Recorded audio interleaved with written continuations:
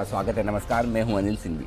और नमस्कार, मैं हूं दीपांशु भंडारी। अनिल जी, आपने तो आज सुबह ही कह दिया था कल जितनी वॉलेटिलिटी हुई थी उससे ज्यादा होगी और बैंक निफ्टी तो इन पर्टिकुलर वही दिखा रहा है, अभी रिकवर हो रहा है सर। वो वरुण की वजह से वरुण ने कहा ना सुबह कि भारी उतार चढ़ाव दिखा है, तो मैंने कहा ये भारी था तो आज महाभारी है। बिल्कुल वैसा होता दिख रहा है और दोनों तरफ के ट्रेड होते दिख रहे हैं और ये बड़ा इंटरेस्टिंग है। तो आइए आखिरी 1.5 घंटे में जब हम प्रवेश कर रहे हैं तो इस वक्त देख लेते हैं बाजार की अब तक की 5 बड़ी बातें, क्या कुछ एक्शन अब तक बाजार में हुआ है। वीकली एक्सपायरी के पहले बाजार भले ही दायरे में है, लेकिन ऊपरी स्तरों से गिरावट और निचले स्तरों से सुधार।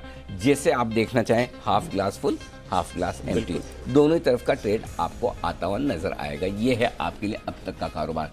और निफ्टी हल्की बढ़त के साथ कारोबार करता हुआ दिख रहा है, 15,150 के करीब है। तो बैंक निफ्टी हल्की सी गिरावट के साथ कारोबार करता हुआ दिख रहा है। सेंसेक्स मजबूत है 150 पॉइंट ऊपर इस वक्त दिखेगा, तो एक चौथाई % की मजबूती आपको निफ्टी और सेंसेक्स में नजर आएगी। ऑयल एंड गैस, ये है आज मजबूत स्पेस। गेल, एमजीएल, रिलायंस, आईजीएल, ये सारे 2 से 4% मजबूत आपको नजर आएंगे। डाउ फ्यूचर्स अच्छे हैं, 50 पॉइंट ऊपर हैं, कहीं कोई चिंता की बात नहीं। यूरोप सुस्त है, यूरोप तो सुस्ती है, बहुत दिनों से सुस्त है। इनकी तो चुस्ती कब टूटेगी पता नहीं। और बाकी तो इनसे भी ज़्यादा छुट्टी के मूड में चाइना वगैरह के मार्केट, 3 बाजार आज बड़े बाजार बंद हैं। ये आपके लिए अब तक की बड़ी बातें हैं दीप। बिल्कुल, तो छुट्टी के मूड में है कुछ एशिया के बाजार, पर ग्लोबल मार्केट्स आज एक बार फिर से सर ठीक ठाक संकेत दे रहे हैं। हमारे बाजार ही हैं जो थोड़ी वॉलेटिलिटी शायद एक्सपायरी की वजह से भी है, बट जो सपोर्ट लेवल्स बात करी थी वो ब्रेक नहीं करें। और हर बार आप जैसे आप कह रहे हैं कि रेंज पर फिर से खरीदारी आ रही है, ऊपरी स्तरों पर बिकवाली आ रही है, तो कैसे देखें सर? नहीं, 15,075 के आसपास माफ कीजिएगा, 15,075 के आसपास का जो लेवल है वहाँ पर सपोर्ट लिया है। आज का लो 15,065 है निफ्टी, और 15,160 के आसपास का हमने जो रेंज दिया था लगभग वहीं पर ट्रेड कर रहा है, 15,167। लेकिन एक अच्छी बात जो निफ्टी में दिख रही है, आप निफ्टी का चार्ट देखिए, आपके सामने देखिए, उतार चढ़ाव है लेकिन रेंज बहुत छोटी है। तो निफ्टी में कहीं कोई कमजोरी के संकेत नहीं है। ठीक है, निफ्टी कमोबेश आप मजबूती मानेंगे। अब निफ्टी के साथ बैंक निफ्टी का चार्ट दिखाइए, तो बैंक निफ्टी के चार्ट में वो मजा नहीं है जो निफ्टी में है। सुबह थोड़ी देर के लिए बैंक निफ्टी ने ऐसे हमको गलतफहमी दी कि मैं करेक्शन पूरा करके फिर से ऊपर जाने को तैयार हूं, लेकिन वो गलतफहमी थी। वो ऐसा होता दिख नहीं रहा है। बीच बीच में बैंक निफ्टी कोशिश कर रहा, तो अभी आपके लिए ट्रिकी ये है कि निफ्टी को बचाने के लिए रिलायंस है, लेकिन बैंक निफ्टी में रिलायंस है नहीं जी। तो इसलिए बैंक निफ्टी के जो रिलायंस हैं, HDFC बैंक और ICICI बैंक, कुछ हद तक SBI, ये 2-3 स्टॉक को थोड़ा सा मजबूत होना जरूरी है, नहीं तो फिर आपको एक्सपायरी के 1.5 घंटे में मजा नहीं आएगा। तो जो मजा चाहिए, या तो रिलायंस कमजोर हो जाए जो हम नहीं चाहेंगे, या फिर HDFC बैंक, ICICI बैंक थोड़ी लीडरशिप लेने की कोशिश करे जो हम चाहेंगे। तो अगर आज रिलायंस नहीं होता तो आप देखो ना, ICICI बैंक का और निफ्टी बैंक का चार्ट देखिए, डिट्टो एकदम करेक्ट, एकदम देख बिल्कुल वैसा ही है ना, बिल्कुल वैसा का वैसा है, मिरर इमेज जिसको कह सकते हैं, तो वैसा ही है। तो इसलिए थोड़ी मजबूती अगर दिग्गज बैंकों से आ जाए तो ठीक है, नहीं तो फिर थोड़ा दबाव जो बैंक निफ्टी पर बन रहा है वो निफ्टी को थोड़ा नीचे खींचने की कोशिश कर सकता है। तो आखिरी 1.5 घंटा थोड़ा उतार चढ़ाव भरा रहना चाहिए। बिल्कुल सर। तो देखते हैं, तो जितनी वॉलेटिलिटी रही है शायद और बढ़ती ही दिखे, पर निफ्टी अच्छी स्ट्रेंथ दिखा रहा है, ये एक इंपॉर्टेंट फैक्टर है। आइए देखते हैं कौन से हैं ऐसे अहम ट्रिगर्स जहां पर आपको रखनी है नजर, साथ ही खबरों वाले शेयर्स कौन से हैं। थोड़ी देर में हमारे सारे एक्सपर्ट्स भी हमारे साथ जुड़ने की तैयारी में है। मानसी और वरुण ऑलरेडी हमारे साथ है। मानसी, गुड आफ्टरनून, बताएं कौन से अहम ट्रिगर्स? जी बिल्कुल दीपांशु, गुड आफ्टरनून। नतीजे लास्ट कह सकते हैं हफ्ता चल रहा है, मेजर सारे रिजल्ट्स इसी हफ्ते में आ रहे हैं। कोल इंडिया, ITC, पावर ग्रिड, निफ्टी स्पेस में नंबर्स आज इंतजार, वहीं Bosch, ACC, Ashok Leyland, Petronet, LNG, PFC के नंबर्स भी आज जाने हैं। ट्रिगर्स की अगर बात करें, ITC नतीजे तो है ही, अंतरिम डिविडेंड पर भी बोर्ड बैठक करने जा रहे हैं। इन्फीबीम एवेन्यूज नतीजों के साथ बोनस शेयर जारी करने पर बोर्ड बैठक होने वाली है। वेदांता पर फोकस रखे NCDs के जरिए 500 करोड़ तक जुटाने को लेकर एक बोर्ड बैठक है। और साथ ही शिपिंग मंत्री मनसुख मांडविया आज मैरीटाइम इंडिया समिट की प्रेस कॉन्फ्रेंस में शामिल होने वाले हैं। कल के नतीजे ग्रासिम नंबर्स अपने पेश करेगा निफ्टी स्पेस में। वायदा बाजार में info edge, Apollo hospital, Bharat forge, forge, Glenmark pharma, Motherson Sumi, Nalco, Voltas जैसे नंबर्स आते हुए दिखेंगे। फ्यूचर रिटेल अमेजॉन डील पर दिल्ली हाईकोर्ट में अगली सुनवाई होने की संभावना कल है। वहीं वित्त मंत्री निर्मला सीतारमण राज्यसभा में बजट पर अपना मत रखेंगी कल। साथ ही जैसे कि आज बंद है चीन, हांगकांग, सिंगापुर, दक्षिण कोरिया के बाजार कल भी बंद रहेंगे। इनफैक्ट चीनी बाजार में एक हफ्ते की छुट्टी है स्प्रिंग फेस्टिवल के चलते। शनिवार के नतीजे ओएनजीसी निफ्टी स्पेस में, वहीं अमरा राजा बैटरीज वायदा बाजार में और बीएमएल मैन्युफैक्चरिंग जॉइंट वेंचर के लिए एक्सप्रेशन ऑफ इंटरेस्ट की अंतिम तारीख जो है वो शनिवार के दिन होगी, तो इस पर भी फोकस रहेगा। ओके, तो ढेरों ट्रिगर्स हैं जहां पर रखनी है नजर, ढेरों स्टॉक्स भी हैं, काफी सारे मिड कैप और स्मॉल कैप नतीजे भी आए हैं। वरुण हमारे साथ हैं तैयार। वरुण, बताएं कौन से हैं आज के खबरों वाले शेयर्स? देखिए दीप, सबसे पहले तो सीएम का डेटा आया है जिसमें यह कहा गया कि घरेलू पैसेंजर गाड़ियों की बिक्री जो है वो जनवरी में उसमें करीब 11.14% के आसपास की बढ़ोतरी देखने मिली है। जो टू व्हीलर बिक्री है 6.6% के आसपास की बढ़ोतरी वहाँ देखने मिली है और यूटिलिटी व्हीकल की बिक्री में 37.3% के आसपास की बढ़ोतरी देखने मिली है। तो ये सीएम का डेटा है। इसके अलावा एल&टी कंस्ट्रक्शन को एक बड़ा ऑर्डर मिला है, बीएचईएल को इंडियन नेवी से एक बड़ा ऑर्डर मिला है, साइंट इस कंपनी ने बर्लिन की एक कंपनी है यूलॉस उसके साथ एक करार किया है कंसल्टिंग और इंजीनियरिंग प्रैक्टिस के लिए। ग्लेनमार्क फार्मा मुहासे की एक दवा के इलाज के लिए इस कंपनी को यूएस एफडीए से अप्रूवल मिला है। ओके अच्छा अनिल जी, आप ऐसे देख लो, मुझे लगा कुछ पूछेंगे। नहीं, ऐसा कोई जरूर थोड़ी मैं हर बार पूछूं लेकिन मैंने सोचा या तो कुछ गलत बोल दिया या तो अनिल जी कुछ पूछेंगे। ओके, मुहासे की दवा। हाँ, इसके में दवा का नाम नहीं लिया, जो है वो है। अमेरिका में भी मतलब काफी लोगों के होते हैं ओके, इसकी तो दवाई बनाई है। दवाई। ओके, हाँ। और है। हाँ, बताइए। हाँ, ठीक है। ब्लू स्टार इस कंपनी ने वैक्सीन स्टोर करने के लिए जो रेफ्रिजरेशन है उसका एक प्रोडक्ट नया लॉन्च किया है। Fortis health care supreme court ने एक मिनट, ब्लू स्टार वाला वापस बताओ। वैक्सीन को स्टोर करने के लिए नया रेफ्रिजरेटर लॉन्च किया है इन्होंने, जो कोविड के वैक्सीन है ना उसको रखने के लिए। हाँ, अच्छा, इसके लिए अलग फ्रिज की जरूरत है? रेफ्रिजरेशन, हाँ, अलग टाइप का कुछ नया प्रोडक्ट है, ओके। नया प्रोडक्ट बनाया है। फोर्टिस सुप्रीम कोर्ट से ने लेंडर्स को नोटिस भेजा है, ऐसी खबर आई है। एमआरएफ इस कंपनी के नतीजे अच्छे आए हैं। मुनाफा 241 करोड़ से बढ़कर 520 करोड़ के आसपास आया। मार्जिन में भी बढ़ोतरी देखने मिली। साथ ही साथ कंपनी ने 3 रुपए प्रति शेयर का डिविडेंड दिया है। टीवीएस शेयर चक्र यहाँ पे भी नतीजे अच्छे। 3 रुपए? इतना ज्यादा? 3 रुपए, वही तो।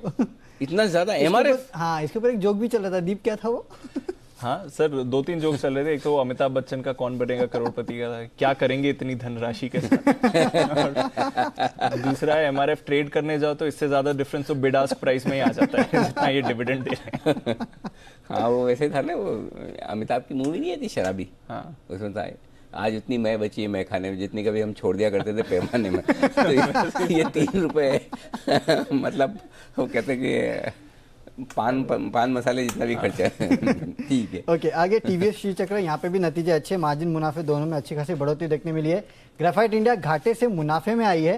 353 करोड़ के घाटे के मुकाबले 23 करोड़ का मुनाफा कंपनी ने किया है। प्रिसिशन वायर यहाँ पे मुनाफा 8 करोड़ से बढ़ के 14 करोड़ पे आया है। वेस्ट कोस्ट पेपर 65 करोड़ के मुनाफे के मुकाबले 3 करोड़ का कंपनी ने घाटा कर दिया है। स्पेंसर रिटेल घाटा घटा है 39.5 करोड़ से घट के 29.6 करोड़। जेटीईकेटी मुनाफा 6.3 करोड़ से बढ़ के 17 करोड़ पे आया है। तिरुमलाई केमिकल घाटे से मुनाफे में आई है। 1 करोड़ के घाटे के मुकाबले 36 करोड़ का मुनाफा। और अमृतांजन मुनाफा 10 करोड़ से बढ़ के 21 करोड़ पे आया है। तो ये वो नतीजे हैं। ओके, तो ये है तमाम वो खबरों वाले शेयर और नतीजे। अच्छा, ये फोर्टिस वाला मामला अभी तक फैसला आया नहीं? आज अभी तक नहीं आया। चल रहा है, लेंडर्स को नोटिस भेजते अब तक सुप्रीम कोर्ट। तो मतलब अभी फैसला जल्दी आने वाला नहीं है? नीचे आया कि नहीं आया शेयर? हाँ, आ गया, बराबर। ये इसी चक्कर में भागे जा रहा था कि फैसला आने वाला लो, आ गया। फैसला नहीं है, तारीख है। आइए, इस बीच तैयार है हमारे 2 एक्सपर्ट, एक तो सुमित जी और दूसरे वागले साहब, दोनों बिगुल के लिए। पहले वागले साहब कतार में आगे, वैसे भी सीनियर भी हैं, तो वागले साहब के लिए बिगुल, वागले का वंडर।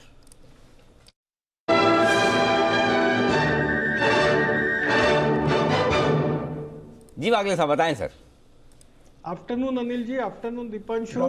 मैं बाय करने की सलाह दूंगा सन फार्मा को। इसने अभी एक इंपॉर्टेंट रेजिस्टेंस ब्रेक किया है। एक पेनेंट पैटर्न बना है, ट्रायंगुलर पेनेंट इसको बोलते हैं। 647 648 का भाव है। सन फार्मा मेरे हिसाब से स्टॉक ऑफ द मंथ हो सकता है अगर फेब एंड तक कोई होल्ड करता है। मेरे को 700 का भाव दिखता है आज के लिए। 641 का स्टॉप लॉस, 1% 1.25% का 660 का टारगेट, ये मेरा मानना है। और अगर आप 2 से 3 दिन का व्यू लेते हो 670 to 675 तक का व्यू है, और ये मंथ का एक्सपायरी 700 है। और मेरा डिस्क्लोजर है कि हमने ये हमारे क्लाइंट्स को भी दिलवाया है, मेरे पर्सनल पोर्टफोलियो में लॉन्ग टर्म है, वो तो मैं बार बार देते रहता हूँ, उसका कोई ट्रेडिंग कॉल से कोई कनेक्शन नहीं है।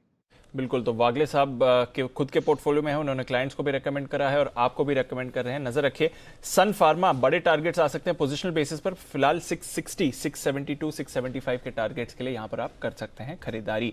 आइए चलते हैं सुमित जी के पास, सुमित के सुपरहिट के लिए।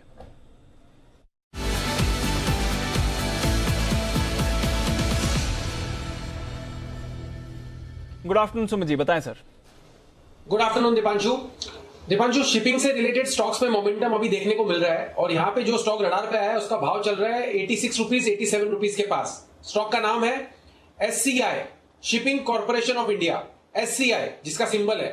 SCI के अंदर मेरे को लग रहा है अब यहां से मोमेंटम बढ़ता हुआ देखने को मिलेगा। स्टॉक के अंदर यहाँ पे CMP पे खरीदारी करके चलने का सलाह रहेगा।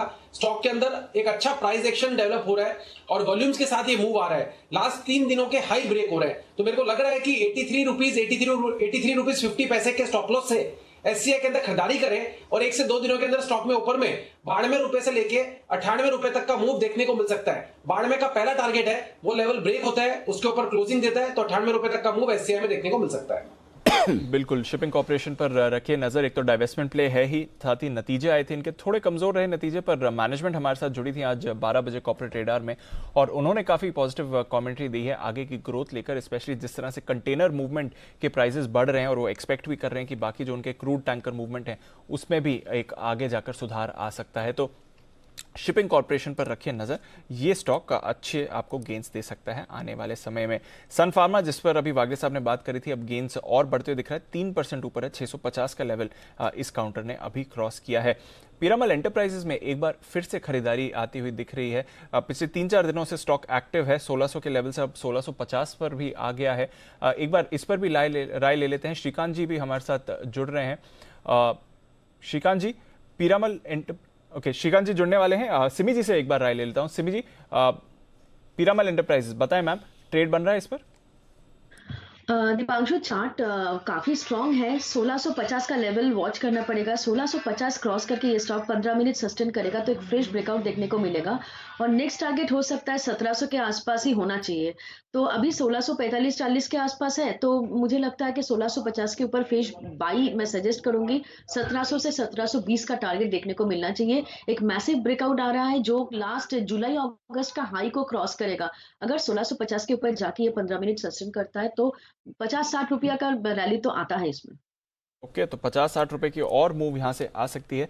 नजर रखिए पीरामल एंटरप्राइजेस पर। सिमी जी बताएं क्या करें रिलायंस इंडस्ट्रीज के साथ? आज सुबह आपने खरीदारी की राय दी थी, डेज हाई पर फिलहाल स्टॉक ट्रेड कर रहा है, 2050 के बेहद करीब है, अब क्या करना चाहिए RIL पे? दीपांशु, मेरा तो फाइनल टारगेट 2035 का था, वो तो हासिल कर चुका है। अब नया टारगेट आज ही के आज मैं देने के लिए तैयार नहीं हूँ। मुझे इसमें वापस से मुझे लगता है कि 2150 तक का लेवल देखने को मिलना चाहिए। एक बॉटम बना था, ये स्टॉक 200 डेमा के नीचे जाके 2-3 ट्रेडिंग सेशन सस्टेन भी किया था, पर जब रिकवरी आया तब एकदम जबरदस्त रिकवरी देखने को मिल रहा है। मुझे लगता है कि 2120 का टारगेट के लिए इसको होल्ड किया जा सकता है। ट्रेडिंग स्टॉप लॉस 2020 या 2015 के नीचे मेंटेन करना पड़ेगा। कोई अगर 2100 के लिए वेट कर रहा है तो 2015 से पहले कोई स्टॉप लॉस नहीं होता है।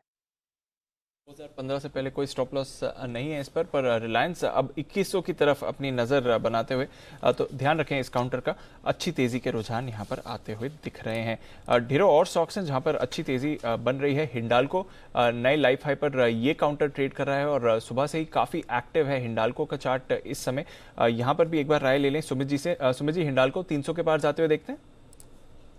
दीपांशु, हिंडाल्को के लिए हमने पहले भी डिस्कशन किया है। स्टॉक मेरे को लग रहा है कि एक अच्छा खासा तेजी का ट्रेंड के अंदर में है और ये ऊपर में 295-300 के इमीडिएट लेवल्स दिखाएगा और 300 के पार भी जल्दी जाएगा। तो हिंडाल्को के अंदर पोजीशंस होल्ड करके चलना है और कोई भी डिप आता है 2-4 रुपए का तो उसमें खरीदारी करना है। फिलहाल इमीडिएट जो टारगेट्स दिख रहे हैं 295 से 300 के दिख रहे हैं। 300 के ऊपर क्लोजिंग मिलने पे एक अच्छा अपसाइड मूव और देखने को मिलेगा फिर स्टॉक के अंदर। ओके, तो देखते हैं 300 के पार हिंडाल्को जाता है कि नहीं, पर बढ़िया मूव में है इस समय। आइए एक बिगुल राकेश जी कुणाल जी के लिए चार्ट कॉर्नर।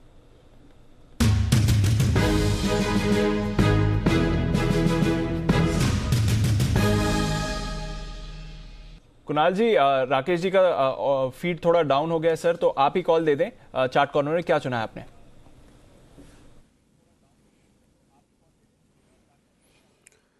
देखिए, हमने चुना है दीपांशु पिरामल एंटरप्राइजेज, जिस पर अभी आप चर्चा सिमी जी के साथ कर रहे थे। बड़ा ब्रेकआउट चार्ट पर आता हुआ दिख रहा है और जिस तरह की तेजी एनबीएफसी स्टॉक्स में बन रही है, एक एक करके सबकी बारी आ रही है।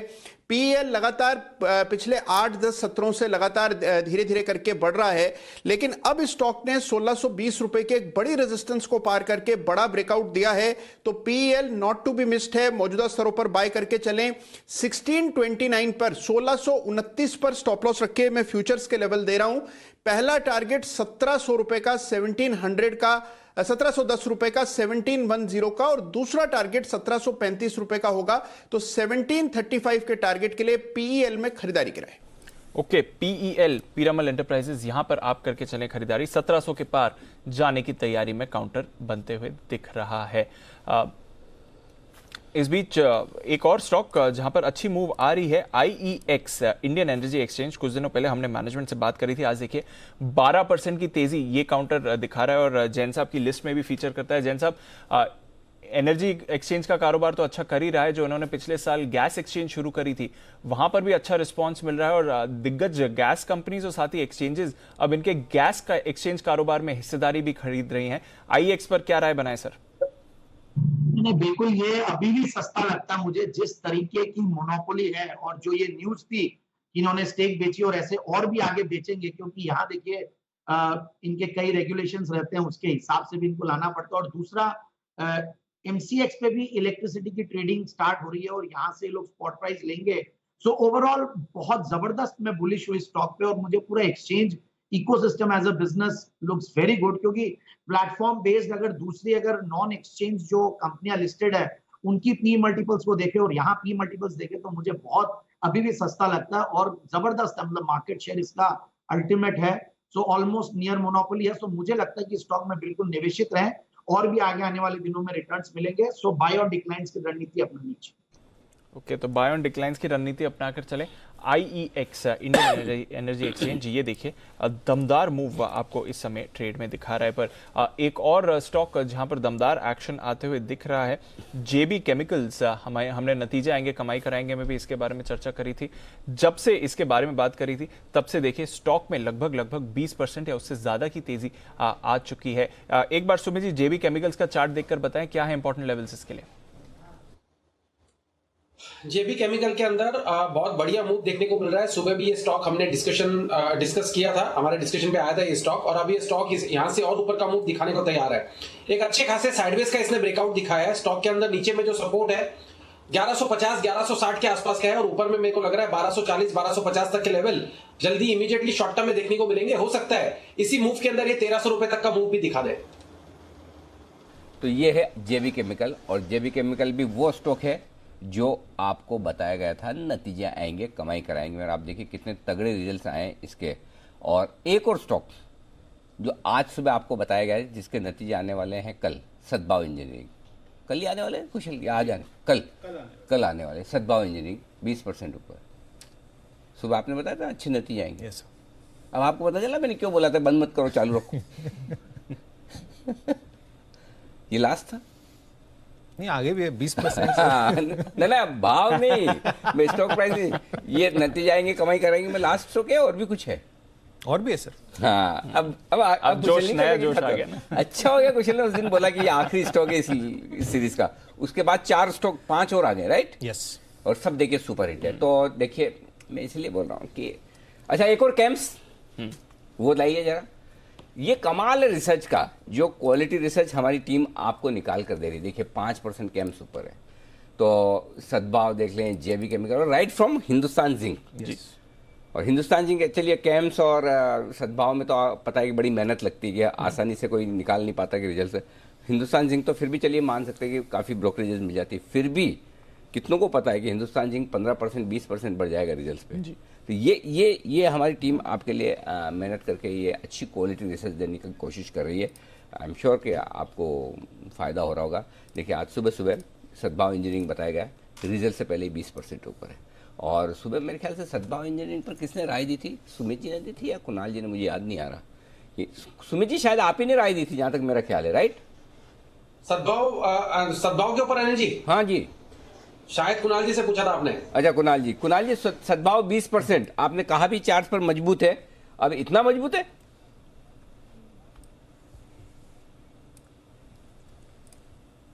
अनिल जी बिल्कुल गजब का मूव है और बहुत शानदार वॉल्यूम हुए हैं और अनिल जी सर्किट लग चुका है, तो अनिल जी अभी और ऊपर के लेवल्स आएंगे।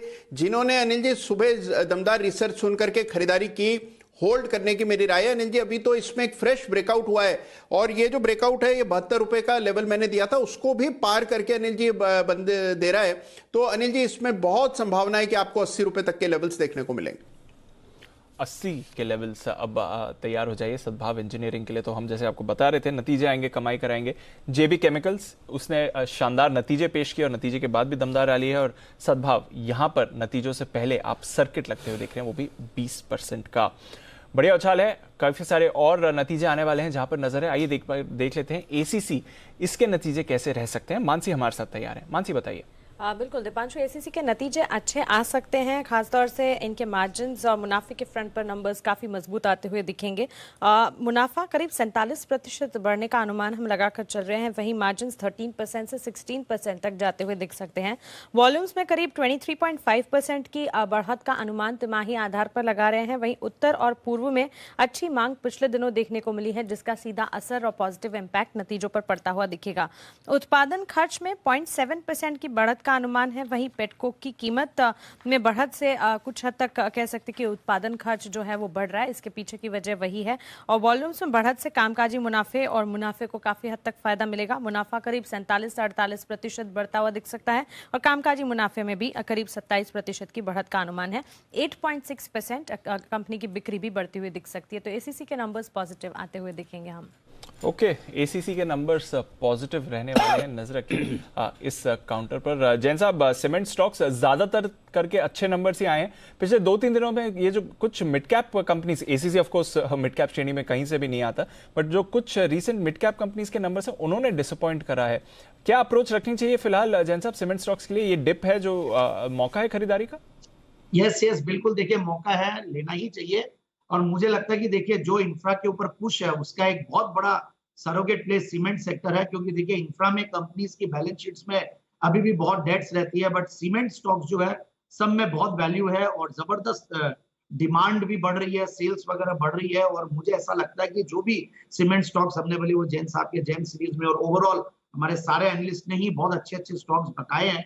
मुझे लगता है कि सीमेंट स्टॉक्स में कोई भी ऐसे दिक्कत लगती नहीं है। देखिए मंगलम सीमेंट, जो कि मैं बहुत ज्यादा स्ट्रॉन्ग नहीं मानता था पूरे सेक्टर में, वहां पे भी जबरदस्त परफॉर्मेंस आया। 200 रुपए का लेवल का स्टॉक 280 तक के लेवल्स पहुंच चुका है। सो बिल्कुल ध्यान रखें कि इनको बाय ऑन डिक्लाइंस की रणनीति अपनाएं। आगे आने वाले 2-3 साल बहुत ब्राइट लगते हैं। बिल्कुल, तो आगे आने वाले 2-3 साल बहुत ब्राइट होंगे, नज़र रखिए सीमेंट स्पेस पर। और ऑफ कोर्स एसीसी के नतीजे आने वाले हैं और उसके बाद अगले हफ्ते आएंगे अंबुजा के भी नतीजे, तो दोनों पर ही हमारी नज़र बनी रहेगी। नज़र कुछ और नतीजों पर भी है। इस बीच बैंक निफ्टी थोड़ा निचले स्तरों से अच्छी रिकवरी दिखा रहा है। 35,700 के ऊपर बैंक निफ्टी फिलहाल आया है। हल्की सी रिकवरी है, पर ये एक्सपायरी के पहले जो वॉलेटिलिटी है वही प्ले आउट हो रही है। एक ट्रेडर फेवरेट नेम जिसके आएंगे नतीजे और किस तरह से रह सकते हैं नतीजे, ज़्यादातर कॉमेंट्री कैसी रहेगी उस पर बाजार की बड़ी नज़र रहेगी। अशोक लेलैंड, कुशल हमारे साथ हैं बताने के लिए कैसे रहेंगे अशोक लेलैंड के नतीजे। कुशल बताइए। बिल्कुल, तो मंथ ऑन मंथ जिस तरह की रिकवरी हमें देखने को मिली है अक्टूबर महीने से ओवरऑल एमएचसीवी स्पेस में, उस वजह से कहीं ना कहीं यहाँ पर नंबर्स जो हैं हर पैरामीटर पर बेहतर साइड पर रह सकते हैं। इनफैक्ट यहाँ पर अगर आप देखें तो कंपनी की जो आय है वो करीब 25% बढ़कर 5,017 करोड़ पर आ सकती है, क्योंकि कंपनी की जो वॉल्यूम ग्रोथ है वहाँ पर 7% की बढ़त के साथ 33,711 यूनिट्स इन्होंने बेचे हैं पूरी अक्टूबर से दिसंबर तक की तिमाही में। साथ ही कंपनी की रियलाइजेशंस यहाँ पर भी आपको फोकस रखना होगा, क्योंकि यहाँ पर 17% की बढ़त हम एक्सपेक्ट करके चल रहे हैं, जिस वजह से आय में इतना बड़ा उछाल एक्सपेक्टेड है। यही नहीं, कंपनी की जो मार्जिन्स है वो भी 5.6% से बढ़कर 7%, यानी कि 1.5% लगभग आपको इसमें भी इजाफा आता हुआ दिखेगा, क्योंकि स्पेसिफिकली अगर आप एमएचसीवी की इनकी स्पेस देखें वहां पर बेहतरीन तेजी आती हुई नजर आ रही है वॉल्यूम के लिहाज से। और छोटे मुनाफे का बेस होने की वजह से 28 करोड़ से बढ़कर मुनाफा 94 करोड़ पर जा सकता है, यानी कि लगभग 240% की बढ़त आपको इनके मुनाफे में आती हुई नजर आ सकती है। तो हर पैरामीटर पर बेहतरीन नंबर्स अशोक लेलैंड के रह सकते हैं। हर पैरामीटर पर बेहतरीन नंबर्स रहेंगे अशोक। मेरे को ऐसा क्यों लगता है कि ये अशोक लेलैंड और बॉश और कौन से रिजल्ट्स के प्रीव्यू बनाए आपने कुशल? और सर पावर ग्रिड है और कोल इंडिया है। ये सब छोड़ के कैश वाली क्या करो? वो ज्यादा बढ़िया है। क्यों? नेक्स्ट क्वार्टर से फोकस शिफ्ट करना। हाँ, इतनी मेहनत उधर करने तो मतलब 2-4 स्टॉक अगर ऐसे निकाल दिए, नतीजे आएंगे, कमाई कराएंगे टाइप के, तो मजा ही आ जाएगा हमारे व्यूअर्स को। अलग ही स्टोरी हो जाएगी। हाँ, वो स्टोरी आप देखो क्या कमाल होता दिख रहा है। मतलब मैं बार बार हाईलाइट इसलिए कर रहा हूँ कि वाकई में जितनी मेहनत करके काम किया है वो दिखता है। बिल्कुल सर। कौन कौन से? हिंदुस्तान जिंक, जेबी केमिकल, सद्भाव, ग्रेन्यूल्स इंडिया, इप्का लैब्स, बहुत सारे स्टॉक्स है, अब तो याद भी नहीं रहे। तो चलिए, पॉलीकैप भी था शायद, पॉलीकैप भी अच्छे आए थे सर। ये सारे स्टॉक्स हैं जो आपको कमाल करते हुए दिख रहे हैं, और वही बात है कि आप एक स्टेप आगे हैं फिर, ठीक है ना। तो चलिए पहले क्या करें, सेठी साहब से बात करें या पहले 2:30 बजे की स्ट्रेटेजी? सर आज पहले कर ले। आज पहले तो बस एक ही सवाल आप कुछ और पूछ लीजिए, तब तक मैं बस फिनिशिंग टच दे देता हूँ। हाँ। बिल्कुल सर। एक एक्चुअली ये भागे जा रहा है। हाँ। जल्दी से पूछो सवाल, आप दूसरा फिर आ जाओ इधर। बैंक निफ्टी रिकवर हो गया सर। हाँ, इसीलिए बोल रहा हूँ। तो स्ट्रैटेजी पहले नहीं, फिनिशिंग टच देना बाकी है। अच्छा, ठीक है सर। एक वैप्को इंडिया पर राय लेनी थी सुमित जी से, नतीजों पर रिएक्ट कर रहा है और फिलहाल देखें तो बढ़िया स्पाइक आ रहा है। सुमित जी, वैप्को इंडिया पिछले 10 मिनट में एक बढ़िया उछाल आया है, क्या चल रहा है सर इस चार्ट पर? मेरे को ऐसा लग रहा है कि देखिए इसके अंदर जो मोमेंटम देखने को मिल रहा है उसको देखते हुए लगता है कि स्टॉक यहां से एक अच्छा अपसाइड मूव दिखाना चाहिए। जिन्होंने बाय कर रखा है वो लोग पोजीशंस होल्ड करें वेबको के अंदर। 5900 के आसपास स्टॉक अभी ट्रेड कर रहा है। स्टॉक के अंदर यहां से ऊपर का मूव देखने को मिलना चाहिए, जिसमें 6000 का पहला टारगेट होगा, और 6000 का लेवल अगर ब्रेक होता है तो 6200 रुपए तक के लेवल वेबको के अंदर फिर देखने को मिल सकते हैं। तो बाय पोजीशंस होल्ड करके चलने का सलाह रहेगा। बाय पोजीशंस होल्ड करके चलें, ये है आपके लिए वैप्को इंडिया। इस बीच ट्यूब इन्वेस्टमेंट के नतीजे आ रहे हैं और दमदार नतीजे आते हुए दिखे हैं। आय की बात करें तो 60% का उछाल आपने आय में देखा है। 1087 करोड़ से बढ़कर आय 1700 करोड़ रुपए की आई है। ट्यूब इन्वेस्टमेंट की मैं बात कर रहा हूं, और देखिए स्टॉक पर भी अब स्पाइक आते हुए दिख रहा है दमदार नतीजों के दम पर। मुनाफे पर नजर डालिए, 81 करोड़ से बढ़कर मुनाफा भी 109 करोड़ का आया, तो 81 करोड़ से बढ़कर आया मुनाफा 109 करोड़ का। और आय में आपने जोरदार उछाल देखा है, लगभग 1100 करोड़ से बढ़कर 1700 करोड़ रुपए की आय इनकी आती हुई दिखी है। कुणाल जी, ट्यूब इन्वेस्टमेंट पर नजर डालें, अच्छे नतीजे हैं।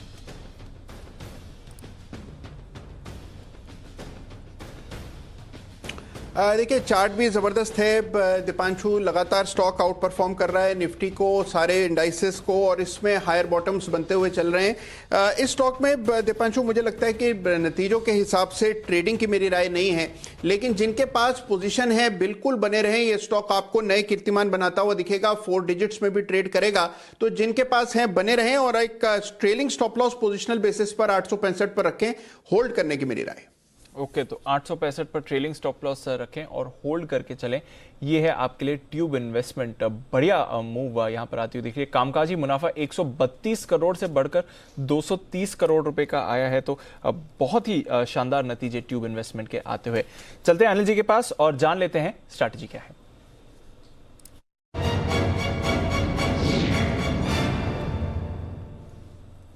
सर डाउ फ्यूचर्स बढ़िया आसार दे रहा है, 100 पॉइंट ऊपर है इस समय। डाउ फ्यूचर्स मूव आ रही है अच्छी वहां पर। नैस्डैक फ्यूचर्स आधे % की तेजी में है। यूरोप के बाजार तेजी में है, लगभग आधा % ऊपर आपको दिख रहे हैं। एशिया की तो खैर आज बात नहीं है, हालांकि हांगकांग आज खुला हुआ था और आधा % ऊपर हांगकांग भी आज बंद हुआ है। तो ग्लोबल मार्केट्स तो अच्छे संकेत दे रहे हैं। देखो संकेत तो सब 2:30 बजे अच्छे हैं, सब कुछ है, लेकिन पिछले 2 दिनों से हमें एक चीज सीखनी चाहिए, और ये है कि पिछले 2 दिनों में 3 बजे के आसपास एक मूव आ रहा है जी, ठीक है, करेक्ट। 2:45 से 3:05, 3:10 के बीच में एक मूव आता है, जो आमतौर पर जो चल रहा है उसका उससे विपरीत होता है, ठीक है ना। वो उसको अलग रख के एक बार पहले प्योरली मैं डेटा आपको बता दूं क्या कह रहे हैं। 15,000 हाईएस्ट ओपन इंटरेस्ट है निफ्टी पर आज की सीरीज का, बिल्कुल उसके नीचे बंद नहीं होगा, ये बहुत बड़ा कंफर्ट है। वैसे तो आज 15,065 का ही लो बनाया, तो बहुत ऊपर आ गए, वो छोड़ दीजिए। 15,100 अब आज के लिए आपका मजबूत सपोर्ट का काम कर लेगा, तो अब इस लिहाज से आपके लिए 50-75 पॉइंट से ज़्यादा की रिस्क नहीं है, ठीक है। 15,100 क्यों होल्ड होना चाहिए? 15,100 के पुट पर 33 लाख शेयर हैं और कॉल्स पर 34 लाख शेयर हैं टोटल मिलाकर, जिसमें 33 पुट पे आज ही जुड़े हैं, कुल मिलाकर 49 लाख। तो इस बात की पूरी संभावना है कि 15,100 को हम क्लोजिंग बेसिस पर होल्ड करेंगे, और इस बात की भी उतनी ही संभावना है कि हम 15,200 को क्लोजिंग बेसिस पर पार नहीं करेंगे। तो न 15,100 के नीचे की क्लोजिंग दिख रही है, न 15,200 की क्लोजिंग दिख रही है डेटा के लिहाज से अभी। क्यों 15,200 के ऊपर की क्लोजिंग नहीं दिख रही है? 76 लाख शेयरों का ओपन इंटरेस्ट जो कि हाईएस्ट भी है, और उसमें से 43 लाख शेयरों का भारी भरकम आज ही जुड़ा है। तो इसलिए आप 15,200 के ऊपर नहीं क्लोज होंगे, ये बात पक्की है। अभी जो डेटा दिख रहे हैं दीप, उसके मुताबिक शायद एक्सपायरी आपको 15,115 से 15,150 की रेंज में होती दिखे। ये बेस्ट केस सिनेरियो है। ये बेस्ट केस सिनेरियो में आप 15,200 के आसपास हो सकते हैं। बहुत खराब हुए तो 15,065-75 के आसपास। तो ज़्यादा संभावना 15,115 से 15,150 की रेंज की एक्सपायरी की है, जो न्यूट्रल बेस केस सिनेरियो ये दिख रहा है। तो एक्सपायरी में आप कमोबेश बहुत बड़ा मूव शायद ना आते देखें, लेकिन फिर भी अगर आप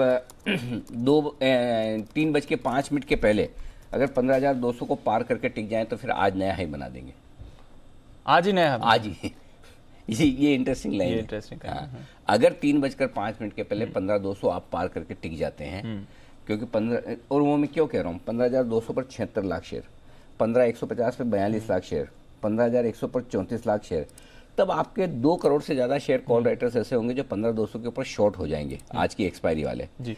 तो 50 पॉइंट की आराम से आपको और तेजी मिल सकती है। 15,258 कुछ 57 का आपका लाइफ हाई है, तो वहाँ तक आराम से पार होने में कोई बड़ी बात नहीं है। फिर 50-60 पॉइंट की आपकी शॉर्ट कवरिंग में भाग जाएगा।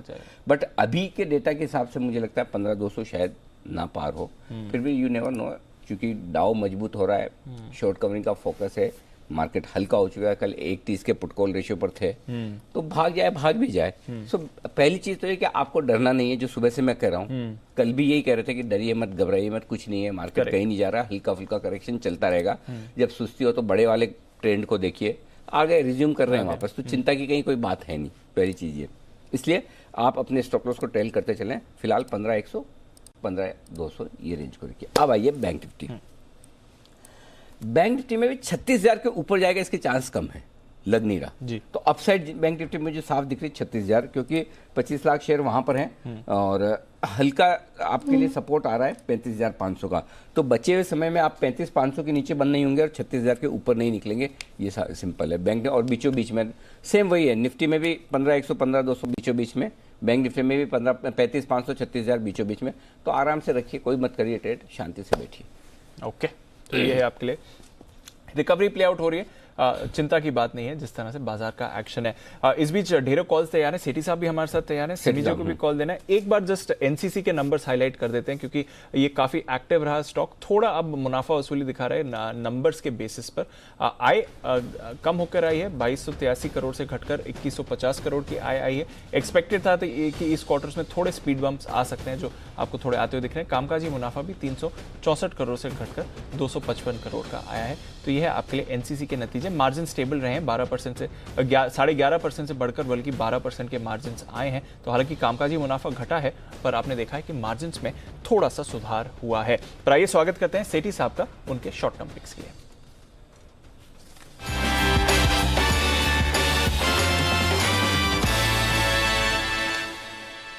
स्वागत है सेठी साहब आपका। कितनी पिक्स हैं आज और कैसी कैश फ्यूचर्स कॉम्बिनेशन क्या है? गुड आफ्टरनून अनिल जी। दो है, एक कैश मार्केट की, एक फ्यूचर्स की, और दोनों में खरीदारी करना है। ओके, तो पहले कैश मार्केट की से शुरुआत करते हैं। बिल्कुल बिल्कुल अनिल जी, जो कैश मार्केट का मेरा आज का स्टॉक है अनिल जी, एक बहुत ही फंडामेंटली अंडर वैल्यूड कंपनी है। स्टॉक का नाम है आईडीएफसी। आईडीएफसी मतलब आईडीएफसी जो होल्डिंग कंपनी है आईडीएफसी फर्स्ट बैंक की, जो आईडीएफसी फर्स्ट बैंक में 40% हिस्सेदारी ओन करती है। अगर वैल्यू के हिसाब से देखें तो स्टॉक के करीबन 35 से 40% डिस्काउंट पे चलता है। अगर आईडीएफसी फर्स्ट बैंक की जो इसमें होल्डिंग है उसकी वैल्यू देखें तो आज की मार्केट जो प्राइस है आईडीएफसी फर्स्ट बैंक की, उसके हिसाब से 11,500 करोड़ की वैल्यू बनती है, जबकि आईडीएफसी का खुद का मार्केट कैप सिर्फ 7,500 करोड़ है। प्लस आईडीएफसी में एक म्यूचुअल फंड का अच्छा खासा कारोबार है जिसकी एयूएम करीबन 1 लाख करोड़ की है, और आमतौर पे उसके हिसाब से वैल्यू करें तो म्यूचुअल फंड बिजनेस का ही वैल्यू करीबन 5,000 करोड़ होता है। और एक जो सबसे अच्छी बात यह है कि बहुत अटकलें हैं मार्केट में कि ये आईडीएफसी और आईडीएफसी फर्स्ट बैंक का रिवर्स मर्जर होगा। अगर वो होता है तो आईडीएफसी के एक शेयर के बदले ऐसे माना जा रहा है कि 1.4 shares of IDFC first bank मिलेंगे। तो एक जबरदस्त डिस्काउंट पे स्टॉक ट्रेड कर रहा है। मुझे लगता है ये जो 48 साढ़े 48 के लेवल पे ये स्टॉक ट्रेड हो रहा है, यहाँ पे बिल्कुल इस पे खरीदारी करनी चाहिए। बहुत ही जल्दी मुझे लगता है इसमें 55 रुपए के लेवल्स देखने को मिल सकते हैं। स्टॉप लॉस रखना है 45 रुपए का। ओके, तो 45 रुपए के स्टॉप लॉस के साथ आईडीएफसी में करें खरीदारी। आमतौर पर आईडीएफसी फर्स्ट बैंक पसंद आता है, लेकिन ये कैश का स्टॉक आईडीएफसी यहाँ पर भी बढ़िया तेजी बनने के आसार सेठी साहब को नजर आ रहे हैं। 55 रुपए का रखिएगा टारगेट, ये है सेठी साहब की तरफ से राय। ओके, अब आइए सेठी साहब, एक दूसरा एफएनओ वाला है, राइट? मैं वो बताऊं इससे पहले एक बार जल्दी से कोल इंडिया के रिजल्ट्स आ गए, तो कोल इंडिया के रिजल्ट एक बार देख ले जाए। मुनाफा काफी कम आया, 3090 करोड़, हमारा अंदाजा था 4534 करोड़ का, तो अनुमान से कम नहीं, बहुत ही कम आया सर। लेकिन खाली मुनाफा ही कम है, और क्या कुछ एडजस्टमेंट तो नहीं है लाइफ में इसके, तो वो भी देखना जरूरी है। तो ये जरा एक बार नतीजे एक्सेप्शनल आइटम है क्या? नहीं, एक्सेप्शनल आइटम नहीं है सर। ओके, बट टैक्सेस की अगर बात करें तो टैक्स भी उतना ज़्यादा नहीं बढ़ा है सर, थोड़ा टैक्स भी बढ़कर आया है, बट ऐसा कुछ बड़ा फिगर तो नहीं आते हुए दिख रहा है। कंटिन्यूइंग ऑपरेशंस का भी देखें, खराब है नंबर सर, बट कोई ऐसी बड़ी वजह नहीं दिख रही, क्योंकि एक्सपेंसेस भी स्टेबल हैं। अदर इनकम अगर मैं बात करूं, अदर इनकम आधी हो गई सर, 1411 करोड़ से अदर इनकम गिरकर लगभग 650 करोड़ की आई। तो वो एक बड़ा फैक्टर है जिसकी वजह से दिख रहा है, क्योंकि एक्सपेंसेस स्टेबल दिख रहे हैं, कोई एक्सेप्शनल आइटम नहीं दिख रहा है सर, और टैक्स भी कुछ ज़्यादा इतनी बड़ी बढ़त नहीं है जिसकी वजह से मुनाफे में हो। बट अदर इनकम लगभग 1400 करोड़ से घटकर आई है 650 करोड़ की, तो आधे से ज़्यादा कम हुई अदर इनकम, जिसका एक इम्पैक्ट पड़ा है। सेल्स की बात करें, एकदम स्टेबल फिगर आते हुए दिखे हैं। सेल्स के 21,708 करोड़ है, हमारा अनुमान लगभग 24,600 करोड़ का था, तो आई ने डिसअपॉइंट किया है। अगर कंपैरिजन वाइज देखें तो भी थोड़ी गिरकर ही आई है, तो वो एक डिसअपॉइंटमेंट है। मुनाफे में एक बड़ी गिरावट देखिए, क्योंकि अदर इनकम गिरकर आई है।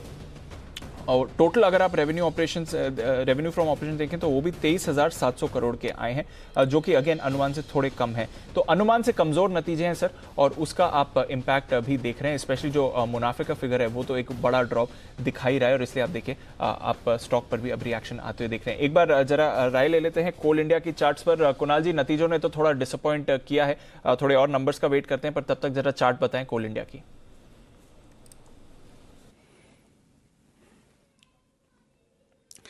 देखिए, नतीजों से भी ज्यादा चार्ट ने डिसअपॉइंट किया है दीपांशु लगातार, और इसमें हम अंडर परफॉर्मेंस देख रहे हैं एक निफ्टी के बनिस्बत पिछले कई महीनों से।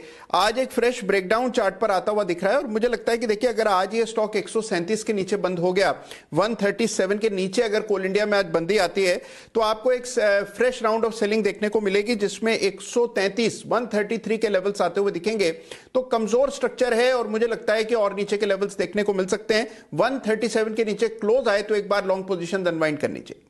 इन्होंने एक प्रोविजन बनाया हुआ है जो मैं देख रहा हूँ नंबर्स में। एक्सपेंसेस वैसे तो ओवरऑल स्टेबल हैं, बट विद इन दैट एक 503 करोड़ का, माफ कीजिएगा, 503 करोड़ का एक प्रोविजन बनाया है। वो किस चीज का प्रोविजन है वो देखना पड़ेगा, अगर ये स्टैंडर्ड प्रैक्टिस है, क्योंकि पिछली तिमाही में Q-on-Q देखें तो 350 करोड़ रुपए का प्रोविजन था। पिछले साल देखें तो सिर्फ 50 लाख का प्रोविजन था। पिछले साल के 50 लाख के प्रोविजन के सामने 503 करोड़ का ये जो प्रोविजन है, ये देखना पड़ेगा कि ये किस चीज का है। पर लग रहा है कि एक रेगुलर आइटम है जो इनकी अर्निंग्स में देखने को मिलता है, बट फिलहाल काफी बढ़कर आया है, तो शायद उसका भी एक इंपैक्ट आप देख रहे हैं ओवरऑल बॉटम लाइन पर। ओके, तो ये है आपके लिए कोल इंडिया के नतीजे जो उम्मीद से दिख रहे हैं कमजोर। आइए बढ़ते हैं आगे। सेठी साहब हमारे साथ तैयार है, और वक्त है सेठी साहब की दूसरी पिक लेने का। आईडीएफसी लिमिटेड, ये सेठी साहब ने कहा है 55 रुपए के टारगेट पे खरीदने के लिहाज से अब है वायदा कारोबार का स्टॉक। सेठी साहब बताइए कौन सा है वो?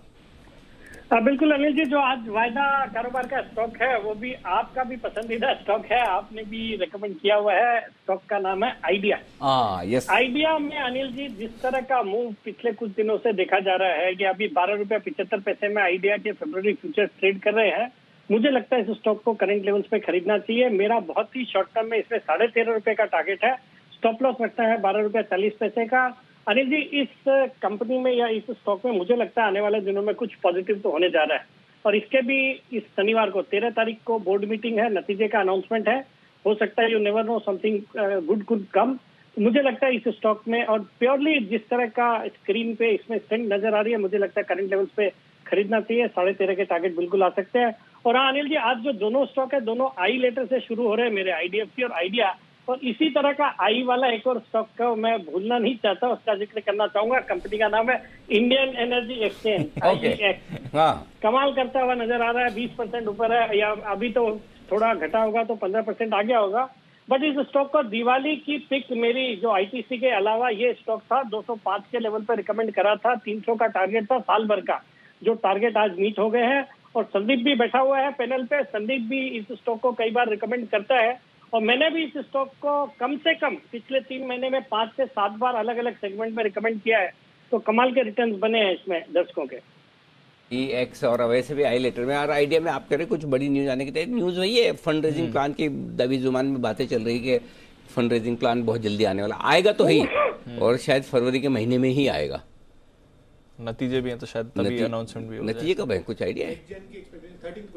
13 तारीख को 13 तारीख को कल ही, परसों फ्राइडे कल है, 13 तरफ रखनी, 13 सैटरडे। अच्छा हाँ ओके, तो सैटरडे के दिन रिजल्ट है। ओके, तो मंडे पता चलेगा। तो अगर यही बात है, रिजल्ट के पहले थोड़ा मजबूत होता दिख रहा है, अगर फंड रेजिंग प्लान आ गया तो फिर स्टॉक की री रेटिंग हो जाएगी। इसलिए IDFC फर्स्ट बैंक भी शायद। तो सेठी साहब और भी कोई है ऐसे आई लेटर वाले, idea, ITC, Infosys, IEX, IDFC?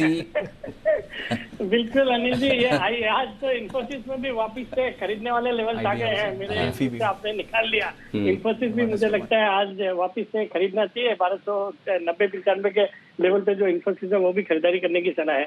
बाकी अनिल जी, कैश मार्केट के सभी स्टॉक देर सवेर अच्छा ही कर रहे हैं। हाल ही में JK सीमेंट था, मतलब CESC वेंचर्स एक मेरा पसंदीदा स्टॉक होता है, अभी देखिए 350 के भाव हो गए उसके भी।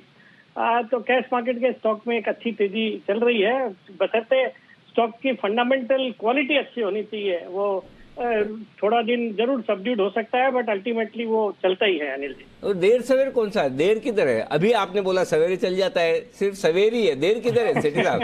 और देखिए आपके आई लेटर का इम्पैक्ट और दिख रहा है। देखो इन्फीबीम, देखिए नीचे इन्फीबीम की खबर आती है, दिख रही है 1 पर 1 बोनस और ये स्टॉक भी 10% तो आई लेटर का ही दिन है। सेठी साहब शुक्रिया ये बेहतरीन पिक्स देने के लिए। आइए बढ़ते हैं आगे और एक स्पेशल पिक का बिगुल कुणाल जी और राकेश जी के लिए।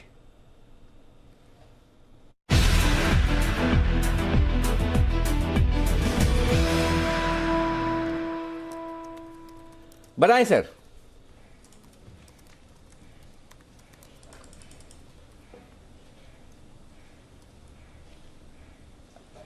अरे कुणाल जी, राकेश जी, कोई तो बोलो।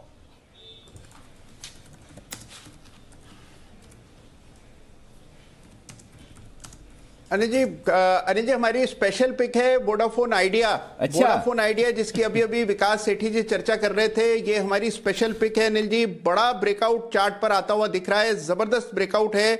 और मैंने और राकेश जी ने अनिल जी पहले भी आइडिया सेलुलर पर कई बार खरीदारी की राय दी है। अनिल जी मेरा कनेक्शन भी आइडिया का है, जो खास अच्छा चलता नहीं है, तो मैं तो थोड़ा सा खिन्न था इससे, लेकिन हमारे परमा बुल हैं राकेश जी, लगातार आइडिया की वकालत करते आए हैं। आज चार्ट पर अनिल जी फ्रेश ब्रेकआउट आता हुआ नजर आ रहा है, तो आइडिया को खरीदना है। Over to Rakesh ji. अनिल जी बेहतरीन टेक्निकल स्ट्रक्चर है और सबसे इंपॉर्टेंट चीज एक फ्रेश, नीचे में एक फ्रेश रिवर्सल देखने को मिल रहा है। बड़े वाला लेवल नीचे में 11 रुपए 70 पैसे एक बड़ा लेवल बना है और लगता है ये हिस्ट्री होगा, ये लेवल्स दोबारा से नीचे में नहीं आने चाहिए। तो 11 रुपए 70 पैसे का स्टॉप लॉस है। पहला टारगेट 14 रुपीज 25 पैसा, 14 रुपए 25 पैसे पहला टारगेट है और दूसरा एक बड़े वाला टारगेट है 18 रुपए 70 पैसे का। ओके, एक मिनट। हेलो बंसल जी, जरा बोल्ड लेटर में अंडरलाइन करके कैपिटल लेटर्स में जरा वापस से बोलिए। सही सुना मैंने? 18 रुपए 70 पैसे। देखिए अनिल जी बड़ा सिंपल है। देखिए आपके कई चाहने वाले अनिल जी चार्ट्स देखते हैं तो चार्ट्स पर एक ऊपर में नेकलाइन ड्रॉ की जाए और नेकलाइन का नीचे में बॉटम से डिस्टेंस बनाया जाए, वो सेम डिस्टेंस ऊपर में प्लॉट करेंगे तो एग्जैक्ट 18 रुपए 70 पैसे अनिल जी पूरा कैलकुलेटर की मदद से ये टारगेट निकाला है। इवेंचुअली ये टारगेट निकलता है और 11 रुपए 70 पैसे की नीचे की क्लोजिंग है, तब यहां से निकलना है। एक बड़े वाला रिवर्सल बना है और बड़े वाले टारगेट्स भी यहाँ डेफिनेटली देखने को मिलेंगे। ऐसा है ना, आज है ना, वो कहते हैं ना कभी कभी, वो ऐसा पुराने जमाने में आपने बंसल जी सुनी होगी ना कहानियां कि वो कोई राजा महाराजा खुश हो जाता था तो बोले मांगो क्या मांगते हो, ऐसा वही वर। तो ऐसा मेरा दिल कर रहा है कि आपको एक वर दे दूं कि जिस दिन 18 रुपए 70 पैसे हो जाए उस दिन आपको क्या चाहिए वो एक वर मांग लेना। अभी मत मांगो, उस दिन 1870 होने के बाद, अभी नहीं। अनिल जी। जी जी कुणाल जी। अनिल जी। जी अनिल जी देखिए, बंसल जी को वर की जरूरत नहीं है, वधु उनको बहुत पहले मिल गई अनिल जी। वो मुझे पता है, ऑलरेडी वधु उनके घर में है, इसलिए मैंने वर के लिए बात की है। लेकिन जो भी मांगे सोच समझ कर मांगे, वर मांगे वधु मांगे सोच समझ कर मांगे। जी बंसल जी कुछ कह रहे हैं। जी बंसल जी। देखिए अनिल जी, अगर 18 रुपए 70 पैसे जब ये हो जाएगा तो अनिल जी मेरे पास तो निजी निवेश है आइडिया के अंदर, तो अनिल जी आइडिया का निवेश ही सब कुछ दे देगा मेरे को। क्या बात, मेरे साथ तो अनिल जी बस आपका साथ और आशीर्वाद बना रहे, सब कुछ अपने आप हो रहा है। वाह क्या बात है, चलिए बढ़िया। तो ये है आइडिया में बड़े लेवल 18 रुपए 70 रुपए, ये टारगेट पहली बार है, क्योंकि मेरा भी टारगेट 15 रुपए तक का ही था मेरे ख्याल, जहां तक मुझे ख्याल है 15 और 18 रखा था। 15 आपने पोजिशनली बोला था, पर आपने बोला over a long term period 18-20 के भी आपने 15 से 18 मैंने बोला, हाँ। लेकिन 18 रुपए 70 पैसे वाकई में अब तक बड़े टारगेट्स हैं जो आपके लिए कुणाल जी और राकेश जी की तरफ से स्पेशल पिक। सिमी जी के लिए बिल्कुल, सिमी जी के non stop share.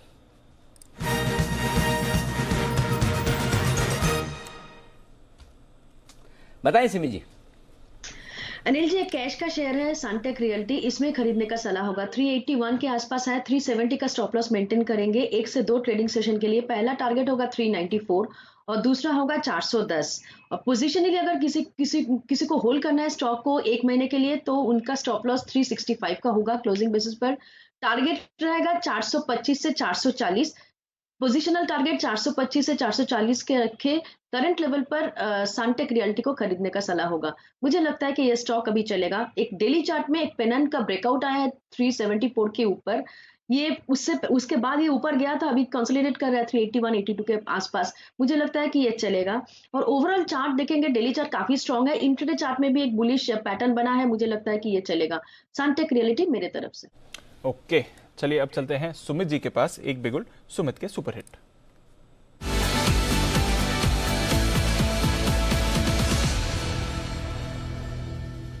Sumit ji बताएं सर। दीपांशु, एक आई लेटर का अल्फाबेट सब डिस्कशन चल रहा है बहुत देर से। तो ये स्टॉक जो मेरे रडार पे है वो है आईडीएफसी फर्स्ट बैंक। ये हम रेगुलरली डिस्कस करते हैं, सुबह भी हमने डिस्कस किया था, और अब ये स्टॉक के अंदर ब्रेकआउट है।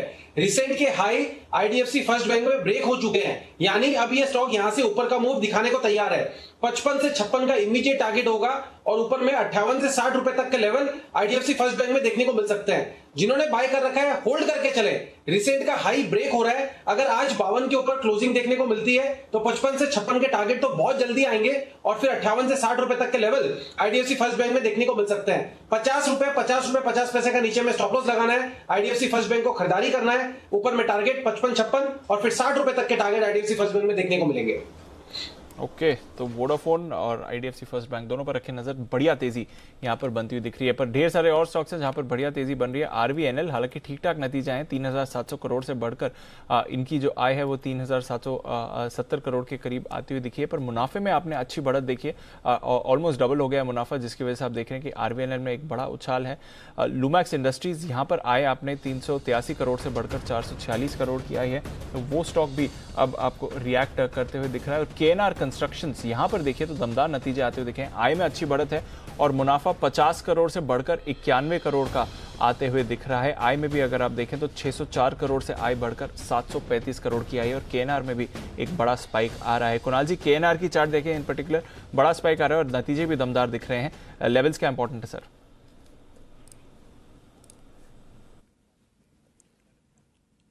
देखिए, चार्ट पर एक फ्रेश ब्रेकआउट आता हुआ दीपांशु नजर आ रहा है। पिछले 4-5 दिन से स्टॉक काफी एक सीमित दायरे में कारोबार कर रहा था, आज बड़े वॉल्यूम के साथ एक ब्रेकआउट हुआ है, तो मेरी राय में यहां पर खरीद करके चल सकते हैं। एक स्टॉप लॉस रख लें 222 रुपए 50 पैसे पर, 222 हाफ पर एक स्टॉप लॉस रखें, और मुझे लगता है कि सीधा ये स्टॉक 232 234 के लेवल दिखा सकता है।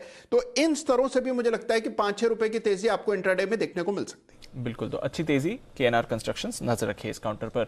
आइए श्रीकांत जी भी हमारे साथ जुड़ रहे हैं, स्वागत करते हैं श्रीकांत जी का। बिगुल बीटीएसटीटी।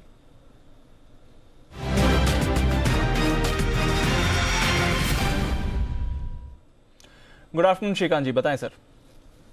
गुड आफ्टरनून दीपांशु, देखिए जैसे अभी अनिल जी ने अच्छी थीम पकड़ी है कि जितने भी आय के लेटेस्ट के स्टॉक्स है उनमें तेजी बनी है, और मुझे भी लगता है कि अगर आय के बाकी स्टॉक्स में देखता हूं तो मुझे एक स्टॉक नजर आ रहा है, और वो है आईसीआईसीआई प्रूडेंशियल। वैसे जितने भी इंश्योरेंस कंपनीज है उनमें अच्छी तेजी बनी है और पिछले अगर आप 7-8 दिन के ट्रेंड को देखेंगे तो सबसे ज़्यादा अंडर परफॉर्मेंस दिया है आईसीआईसीआई प्रूडेंशियल ने। लेकिन अगर आप इसके वॉल्यूम पैटर्न्स को अगर आप ट्रैक करते हो तो ये क्लियरली इंडिकेट करता है कि जितने भी इसमें बड़े डील्स होने थे वो हो चुके हैं और अभी वापस ये स्टॉक एक बार आने वाले दिनों में 530 या 540 के लेवल्स को छू सकता है। तो एक पोजिशनल ट्रेड है, तो करंट लेवल से 485, 487 में से बाय किया जा सकता है। 465 रुपए का स्टॉप लॉस रखना है, लेकिन टारगेट्स इसमें रहेंगे 540 रुपए के। तो एक पोजिशनल कॉल्स है और ये पोजिशनल कॉल है आईसीआईसीआई प्रूडेंशियल के ऊपर। ओके, तो आईसीआईसीआई प्रू ये आप खरीद कर चलें, ये राय आ रही है श्रीकांत जी की तरफ से। नजर रखिए इस काउंटर पर। इस बीच और नंबर्स आ रहे हैं thick and fast. Natco pharma, यहाँ पर नजर रखिए, चार्ट को भी पुल अप करते हैं। इसके नतीजे आ रहे हैं 63 करोड़ रुपए का मुनाफा आते हुए दिखा है जहाँ तक नैटको फार्मा का सवाल है। मिड कैप फार्मा में हमने देखा है कि वैसे तो नतीजों के दम पर अच्छा एक्शन रहा है। आज थोड़ा औरो फार्मा अपनी नतीजों के बाद हल्की सी गिरावट दिखा रहा है, पर 63 करोड़ का मुनाफा आते हुए दिखा है नैटको फार्मा में, जो कि अगर आप देखें तो ऑलमोस्ट बड़ी गिरावट है। 104 करोड़ रुपए से गिरकर 63 करोड़ का मुनाफा आते हुए दिखा है। देखते हैं यहाँ पर अगर कोई एक्सेप्शनल आइटम भी है जिसकी वजह से इफेक्ट पड़ा हो। तो चलिए देखते हैं, नतीजे विस्तार से देख लेते हैं कि क्या कुछ आता दिख रहा है। नेटको फार्मा के लिए रिजल्ट्स में थोड़ा सा मुनाफा घटता हुआ नजर आ रहा है। इस बीच बाजार मजबूती के साथ बढ़ते हुए नजर आ रहे हैं। ये इंटरेस्टिंग आपको नजर आएगा, बाजार मजबूत है। निफ्टी स्पेशली सर 15,150 के पार अब टिका हुआ है, होल्ड कर रहा है। और बैंक निफ्टी भी फिर से रिकवरी की कोशिश कर रहा है, 35,750 के करीब आते हुए दिख रहा है। आइडिया टॉप गेनर 8% ऊपर, आईडीएफसी फर्स्ट बैंक 5% ऊपर, मजबूत ये दोनों ही स्टॉक आज आपके लिए ट्रेड करते हुए दिख रहे हैं। लेकिन सिमी जी, आपका सुबह का रिलायंस का कॉल तो गजब ही था, आज ही था। हाँ, आज ही 2035 आपने टारगेट दिए थे, तब तो ऐसा लग रहा था 2035 के टारगेट छोटे दिए, बड़े दिए। लेकिन सिर्फ अब लग रहा है छोटे क्यों दिए, ये तो उसके भी पार निकल गया। 2055 डे हाई पर चल रहा है, अब क्या करें? जी बिल्कुल अनिल जी, ये स्टॉक अभी भी होल्ड किया जा सकता है। अभी दीपांशु ने भी पूछा था कि क्या करें इसका, मैंने कहा कि होल्ड कीजिए, 2120 तक जाएगा। और स्टॉप लॉस भी, ट्रेलिंग स्टॉप लॉस भी मैंने 2015 से पहले नहीं लगाया, क्योंकि मुझे लगता है कि स्टॉक में वॉलेटिलिटी आ सकता है। एक ही दिन में इतना बढ़ गया है, हो सकता है कल थोड़ा सा प्रॉफिट टेकिंग आ जाए, पर 2020-2015 का लेवल अगर होल्ड करेगा तो 2 से 3 ट्रेडिंग सेशन में स्टॉक में 2100 से 2120 का रेंज भी देखने को मिल सकता है। पूरा पोजीशन होल्ड कीजिए, होल्ड करें, ये आपके लिए राय इस वक्त आती हुई रिलायंस पर। तो रिलायंस मजबूती के साथ कारोबार। एल&टी फाइनेंस, कुणाल जी राकेश जी की तरफ से सुबह की पिक, जबरदस्त कमाल, ये भी स्टॉक करता हुआ दिख रहा है। 95 का टारगेट तो कुणाल जी आपका आ गया, अब क्या?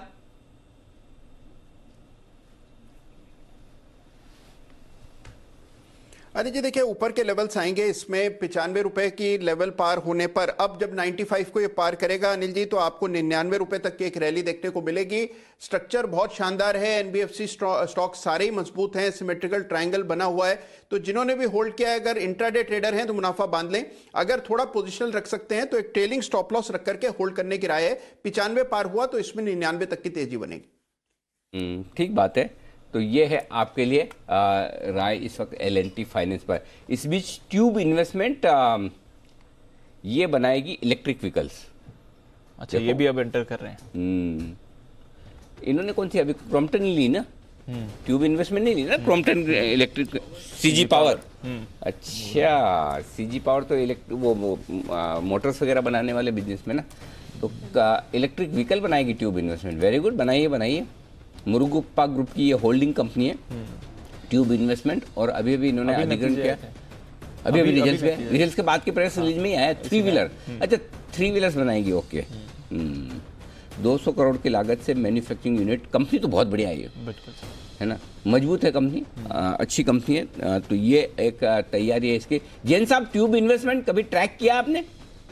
नहीं, बिल्कुल अनिल जी, खूब किया। और इसके तो बहुत सारे ऑटो एंसिलरी स्टॉक्स जो हैं वो तो अलग अलग कंपनियों को काफी बार रेकमेंड किया भी है, और जैन साहब के जेम्स के सीरीज में भी और जनरली भी, and it's a fantastic company.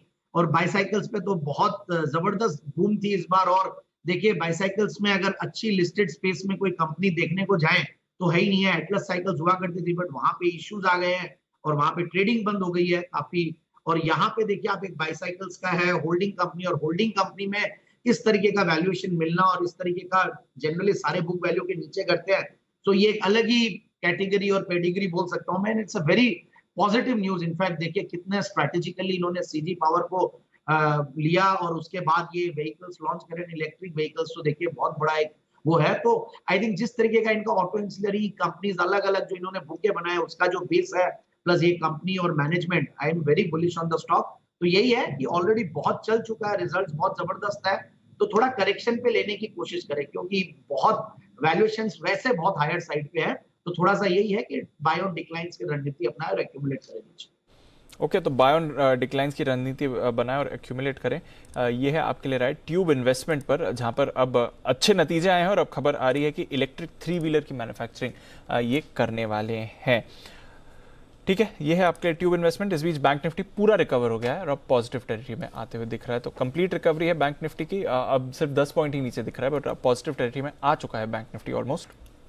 Nifty 60 point ऊपर है, तो वहां का एक्शन दमदार बना हुआ है। पर एक स्टॉक जिसमें पिछले कुछ दिनों से बढ़िया एक्शन है, मदरसन सुमी। नजर रखिए, कल भी जबरदस्त तेजी में रहा मदरसन सुमी, आज भी पॉजिटिव एक्शन दिखा रहा है। अगर आप इस महीने की चाल देखें तो लगभग 25% का उछाल इस महीने सिर्फ मदरसन दिखा चुका है। क्या है कुछ ट्रिगर्स जिसकी वजह से मदरसन में इतनी बढ़िया तेजी है, जानते हैं कुशल के साथ। कुशल बताइए। बिल्कुल, इनफैक्ट आप एक महीने की 25% की बात कर रहे हैं, कल से लेकर अब तक 15% की ऑलरेडी तेजी इसमें कल आज में, कल और आज में। कल 10% चला, आज 4 या 5, और रिजल्ट आने बाकी हैं। रिजल्ट आने कल रिजल्ट आने वाले हैं।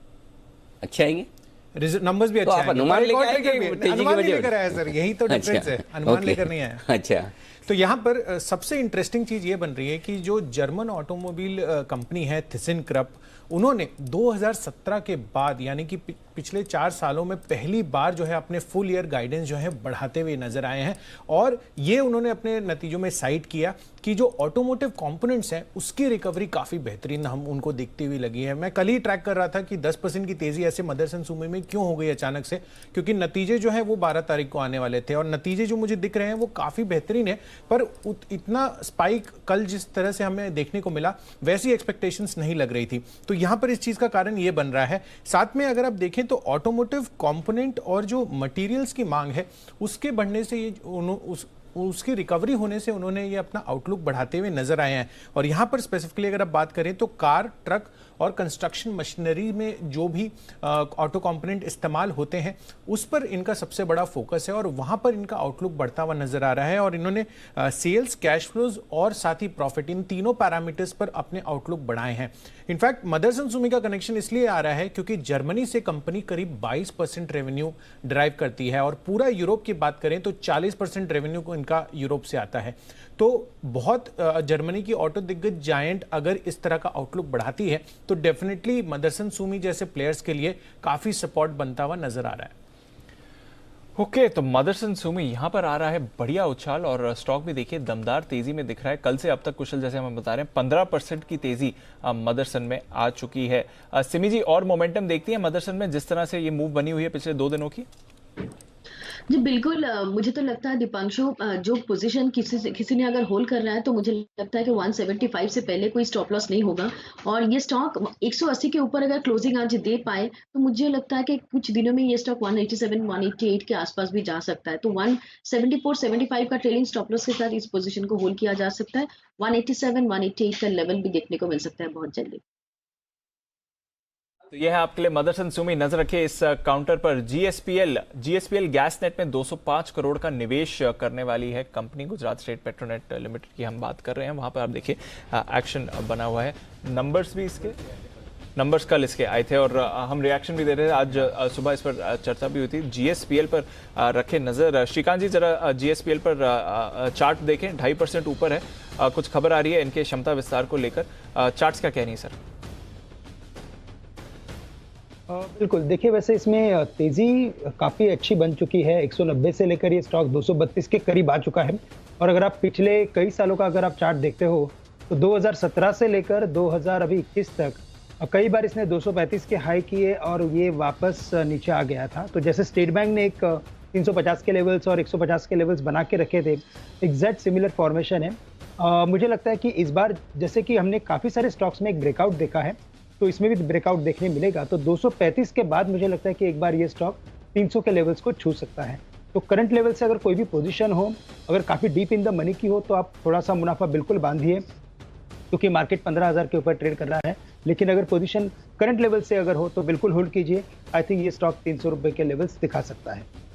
300 रुपए के लेवल्स आ सकते हैं। स्पाइस जेट यहाँ पर रखिए नजर, जिस तरह से स्टॉक पर मूव आते हुए दिख रहा है। सॉरी माफ कीजिएगा, जीएसपीएल। इस बीच मैरिको पर नजर रखिए, यहाँ पर एक बढ़िया मूव आती हुई दिख रही है और काफी समय के कंसोलिडेशन पिछले कुछ दिनों से, पिछले कुछ हफ्तों से कंसोलिडेट करके अब मैरिको बढ़िया मूव दिखा रहा है। ये एक 10 की कमाई का पिक भी था कुछ समय पहले राकेश जी, कुणाल जी की तरफ से। बंसल जी जरा मैरिको के चार्ट देखिए क्या चल रहा है इस पर। अब मूव आया 415 के ऊपर, क्या ट्रेड अच्छे बनते हुए दिख रहा है इस पे? देखिए बढ़िया टेक्निकल रुझान है दीपांशु, मोमेंटम नहीं बट नीचे में एक बेस बना है आज के दिन 407, 408 एक अच्छा बेस है। जिनके पास है क्लियरली 407 के स्टॉप लॉस के साथ होल्ड करें। 430 के लेवल शॉर्ट टर्म में देखने को मिल सकते हैं। ओके, तो मैरिको पर रखिए नजर, मूव के लिए हो रहा है तैयार। एक और स्टॉक जहां पर हम देख रहे हैं थोड़ा अच्छा एक्शन आया है पिछले कुछ महीनों में, सेंचुरी प्लाई। अगर आप देखें तो 6 महीनों में डबल से ज्यादा की तेजी इस पर आ चुकी है। वजह बताने के लिए हमारे साथ है मानसी। मानसी बताएं, सेंचुरी प्लाई आज भी 3% ऊपर है, क्या है ट्रिगर्स इसके लिए? बिल्कुल दीपांशु, लगातार यहाँ पर तेजी हम देख रहे हैं। कारोबार विस्तार, अच्छे नतीजे और नए अधिग्रहण की खबरें हैं, जिसके चलते यहाँ पर पॉजिटिव मोमेंटम बरकरार है। पिछले 6 महीने में 100% से भी ज्यादा का रिटर्न ये दिखा चुका है। सबसे पहले तेजी के कारण में कारोबार विस्तार को लेकर 200 करोड़ खर्च करने की कंपनी योजना बनाकर चल रही है। दरअसल medium density fibre board unit, जो कि एक तरह का वुड है, उसके विस्तार के लिए निवेश की योजना है कंपनी की। होशियारपुर पंजाब में एक यूनिट है जिसका विस्तार करने की योजना है। ऑपरेटिंग कैपेसिटी को 600 क्यूबिक मीटर से 1000 क्यूबिक मीटर करने का लक्ष्य है, जो कि पूरे 1 साल में ये विस्तार प्रक्रिया पूरी होती हुई दिखेगी। साथ ही विदेशी और घरेलू कारोबार की अगर बात करें तो मांग में लगातार यहाँ पर बढ़त देखने को मिल रही है। फर्नीचर की मांग में पिछले 6 महीनों में काफी बढ़त आई है और साथ ही मीडियम डेंसिटी फाइबर जो है उसकी मांग में भी बढ़त देखने को मिली है। हाल ही में कंपनी के नतीजे काफी अच्छे आते हुए दिखे हैं। मुनाफा 25 करोड़ से बढ़कर 66 करोड़ तक पहुंचा है। वहीं मार्जिन भी 5.4% से 18% तक जाते हुए दिखे हैं। और जो नए अधिग्रहण की मैं बात करी हूँ, सेंचुरी इन्फोटेक लिमिटेड में करीब 39.4% इक्विटी का अधिग्रहण कंपनी की करने की योजना है, जिसके बाद ये कंपनी सेंचुरी इन्फोटेक की होली ओन्ड सब्सिडरी बन जाएगी। ब्रोकरेज बुलिश है। सेंचुरी प्लाई पर सीएलएसई की रिपोर्ट आई है, बिकवाली की राय उन्होंने बदल दी है और आउट परफॉर्म की रेटिंग दिए हैं। लक्ष्य भी बढ़ा दिए, 170 से बढ़ाकर 300 के कर दिए। इनका मानना है कि डबल डिजिट ग्रोथ का लक्ष्य जो इनका है ये हासिल करते दिखेंगे। विस्तार और मार्केट शेयर बढ़ाने पर इनका फोकस है और अगले 2 से 3 साल में यहाँ पर अच्छे खर्च भी कंपनी करती हुई दिखेगी, जिसके चलते यहाँ पर अनुमान बढ़ाए गए हैं और टारगेट्स भी बढ़ाए हैं। ओके, तो यह है आपके लिए सेंचुरी प्लाई जो पिछले कुछ दिनों से बढ़िया एक्शन में है। पर इस बीच आए हैं आपके लिए नंबर्स बॉश के, और आय के अगर आप फिगर देखें तो अनुमान से थोड़ा बेहतर ही आपको आते हुए दिख रहा है। आय इनकी आई है लगभग 330 करोड़ रुपए के आसपास की। हमारा 3030 करोड़ रुपए के आसपास की इनकी आय आती हुई दिखी, जो हमारे अनुमान से बेहतर है। हमने अनुमान लगाया था लगभग 29-70 करोड़ का, तो 3030 करोड़ की आय आई है। पिछले तिमाही से देखें तो बढ़िया उछाल है। मुनाफे में थोड़ा डिसअपॉइंटमेंट आपको लग रहा है। अगर आप अनुमान के हिसाब से देखें तो मुनाफा 119 करोड़ से बढ़कर 186 करोड़ का है, पर हमने अनुमान लगाया था 281 करोड़ का। तो मुनाफा में अच्छी बढ़त है पर अनुमान से थोड़ी कम है। आय इनकी अनुमान से बेहतर रही है। कामकाजी नतीजे भी इसके देखते हैं। बॉश के नंबर्स आते हुए दिख रहे हैं सर। बिल्कुल, बॉश के नंबर्स आपके सामने आते हुए नजर आ रहे हैं इस वक्त। और आइए बढ़ते आगे वागले साहब के लिए। बिल्कुल, वागले कमांडर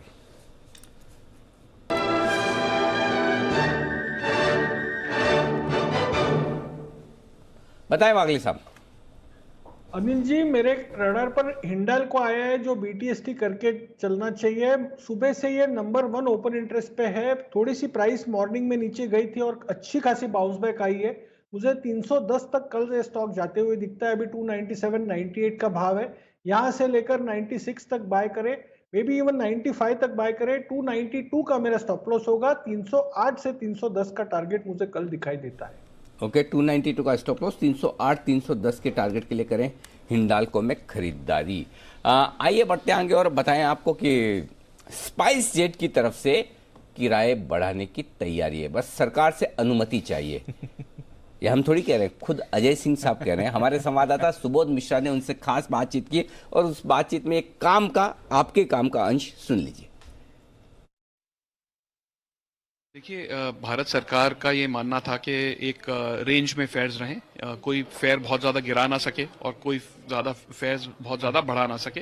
हमने सरकार से ये ज़रूर मांग की है कि जो भी अगर आप फेयर बैंड जो भी आप रखते हैं उसमें थोड़ा इजाफा आप ज़रूर करें, क्योंकि जब आपने ये फेयर बैंड बनाए थे तो जो क्रूड ऑयल का दाम था वो $20 था, आज वो $60 है, तो 3 गुना हो गया है। और उसके हिसाब से जो ETF पे प्राइस बढ़ा है तो थोड़ा से आप फेयर बैंड्स बढ़ाएं, तो हमें लगता है सरकार उस पर ज़रूर एक कंसिडर करेगी।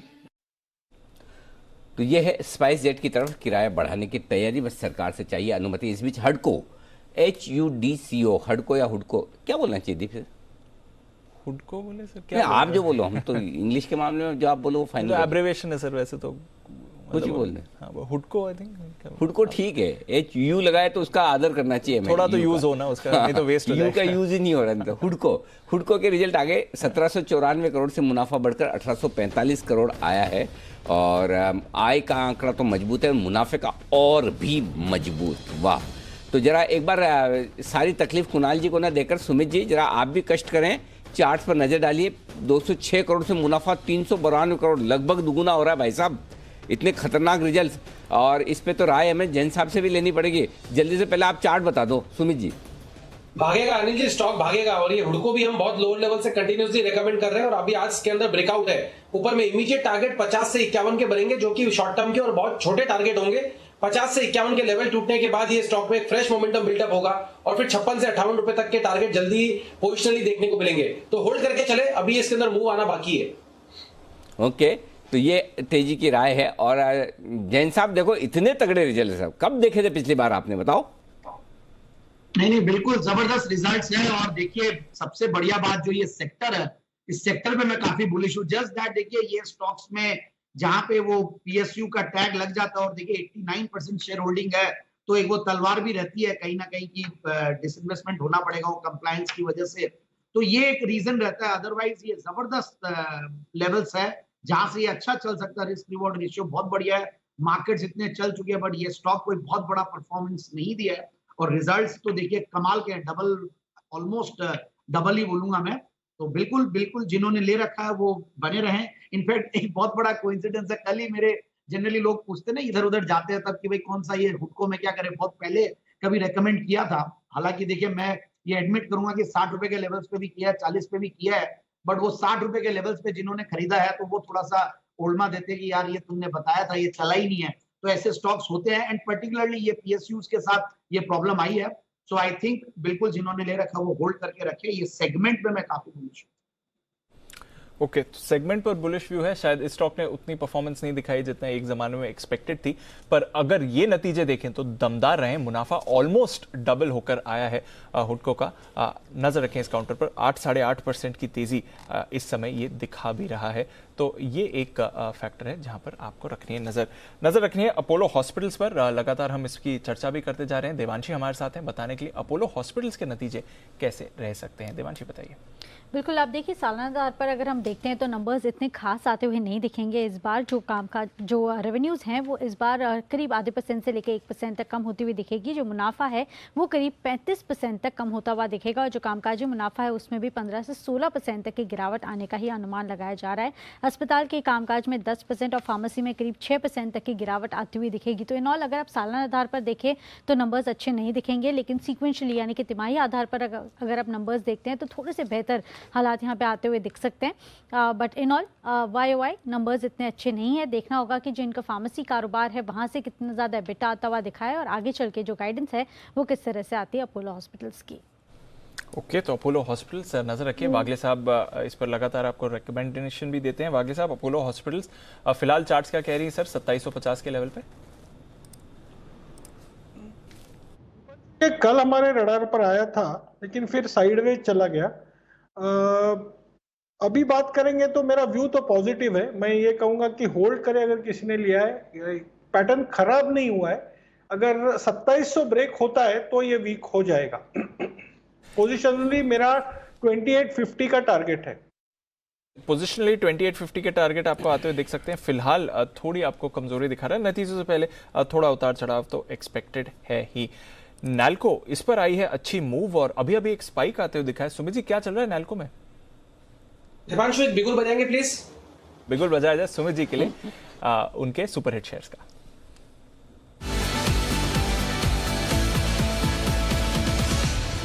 तो सुमित जी, ये आपका नैल्को जो लीक हो चुका है थोड़ा सा, ये मेरे भी रेडार पे आ रहा था। मुझे भी लग रहा था हिंडाल्को के बाद नैल्को चलने की तैयारी में। आपने सवाल पूछ लिया और सुमित जी ने बोल दिया, तो मैं आपके साथ ही हूँ। बताए सुमित जी। अनिल जी, जस्ट कोइंसिडेंस हो गया कि सेम टाइम पे जब मैं देने की सोच रहा था उसी वक्त दीपांशु ने पूछ लिया। तो अनिल जी बिल्कुल नैल्को को यहाँ पे सीएमपी पे खरीदारी करें। नेशनल एल्यूमिनियम ये स्टॉक अब यहाँ से ऊपर का मूव दिखाने को तैयार है। 50 रुपए 50 पैसे 40 पैसे के आसपास स्टॉक ट्रेड कर रहा है। पिछले 4 दिन की गिरावट के बाद स्टॉक में मोमेंटम बिल्डअप हुआ है और कल का हाई ब्रेक हो चुका है। तो नैल्को अब यहां से ऊपर का मूव दिखाने को तैयार है। 52 रुपए 50 पैसे के इमीडिएट छोटे से शॉर्ट टर्म के टारगेट होंगे। मेरे को लगता है कि इस बार अगर मेटल्स में मूव कंटिन्यू होता है तो नैल्को 55 रुपए तक का मूव दिखाएगा।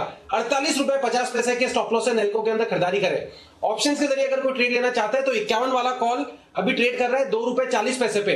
1.5 रुपए का स्टॉप लॉस लगा के खरीदारी करें 3.5 से 4 के टारगेट के लिए।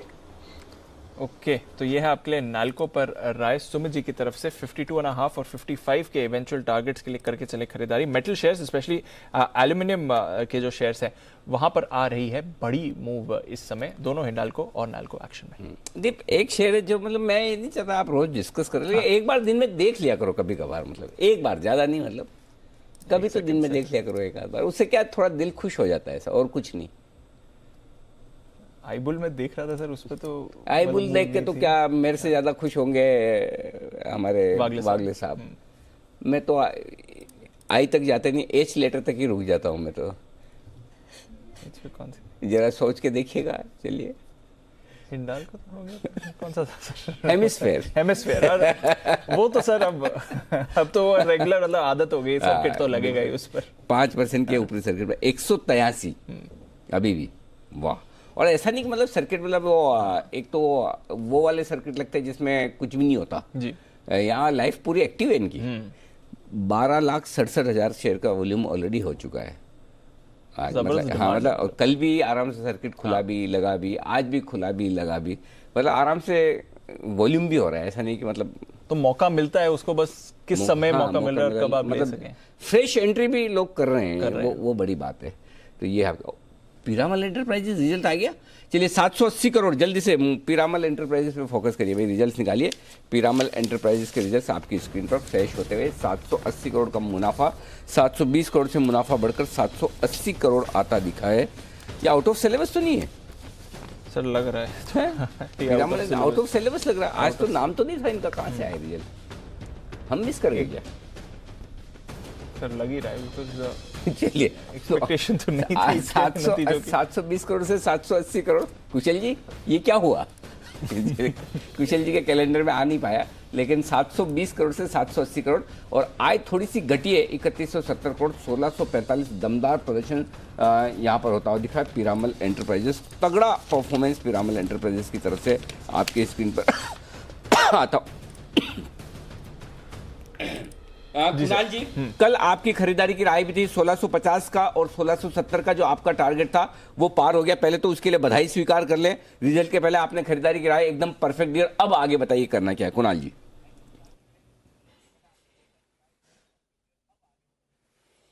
अनिल जी देखिए, हमने कल भी खरीदारी की राय दी, मैंने और राकेश जी ने आज भी इस पर खरीदारी की राय दी अनिल जी, और अभी भी उसी पर कायम है। स्ट्रक्चर बहुत शानदार है, रिजल्ट्स बड़े जबरदस्त आए हैं, और अब ये काउंटर 1640 के ऊपर टिक गया है। तो अगर आज ये 1640 के ऊपर क्लोज देता है तो पिरामल एंटरप्राइजेस में एक बड़ा ब्रेकआउट होगा, और उसके बाद आपको ऊपर के लेवल्स देखने को मिलेंगे। तो जिन्होंने शॉर्ट टर्म इंट्राडे टारगेट जिनके हासिल हो गए निकल जाएं, जो पोजिशनल बेसिस पर इसे होल्ड कर सकते हैं 1640 के ऊपर क्लोज आने पर बाय करके चलें। इस स्टॉक में आपको 1725 के लेवल्स आते हुए दिखेंगे। ओहो, 1725 तक तैयारी है तेजी की, और बड़े दमदार नतीजे, और नतीजों के बाद तेजी होती दिख रही है। आइए सिमी जी तैयार है अपने नॉन स्टॉप शेयर के साथ बिगुल।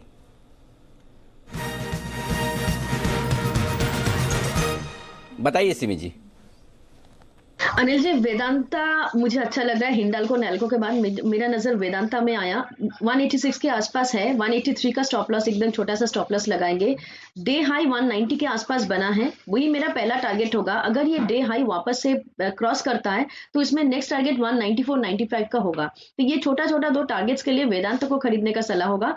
183 का आज दिन के लो के नीचे स्टॉप लॉस मेंटेन करना है।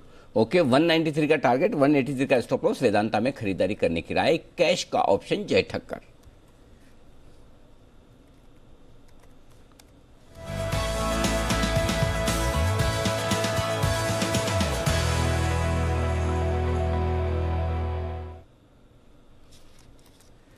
बताएं सिमी जी, बताइए। जय, माफ कीजिएगा, जय बताइए प्लीज, सॉरी। जी, good afternoon Anil ji. Anil ji, market में मेरा व्यू तो अभी भी पॉजिटिव है। अगर हम देखें तो ओवरऑल मार्केट की ब्रेथ काफ़ी पॉजिटिव है, और एक इंडेक्स को छोड़कर, that is Nifty PSU bank index छोड़कर बाकी सारे ही इंडेक्स में ओवरऑल मार्केट में ब्रेथ काफ़ी पॉजिटिव है, और हर एक पॉजिटिव टेरिटरी में ही ट्रेड कर रहे हैं। रिलायंस का डेफिनेटली बहुत ही अच्छा सपोर्ट रहा है, बट मुझे ऐसा लग रहा है कि निफ्टी का 15,150 का in the money call option 18 Feb की एक्सपायरी का अगर हम देखकर चले 157-58 के रेंज में मिल रहा है, इसको खरीद कर चलना चाहिए।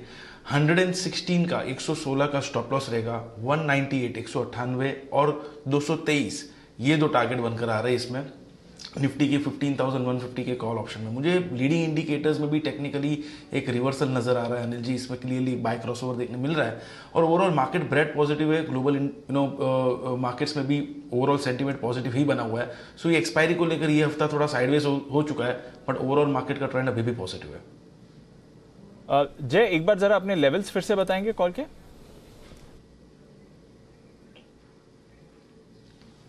डेफिनेटली दीप 15,150 के स्ट्राइक का कॉल ऑप्शन आप खरीदे 18 फेब की एक्सपायरी का।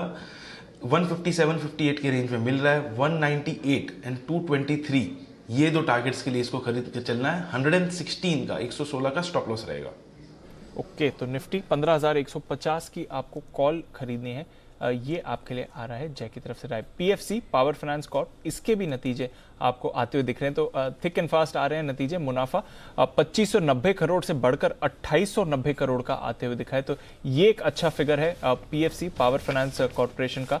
यहाँ पर आपके लिए आय की अगर आप बात करें तो यहाँ पर भी 15,870 करोड़ से बढ़कर 18,430 करोड़ रुपए की इनकी भी आय आती हुई दिखी है। तो पीएफसी पावर फाइनेंस कॉर्पोरेशन अच्छे नतीजे यहां पर आते हुए दिख रहे हैं। कुणाल जी, जरा चार्ट पर भी देखकर बताएं सर, उतना बड़ी मूव्स ये स्टॉक बहुत रेयरली देता है, पर नतीजे तो डेफिनेटली इनके अच्छे आते हुए दिखे हैं।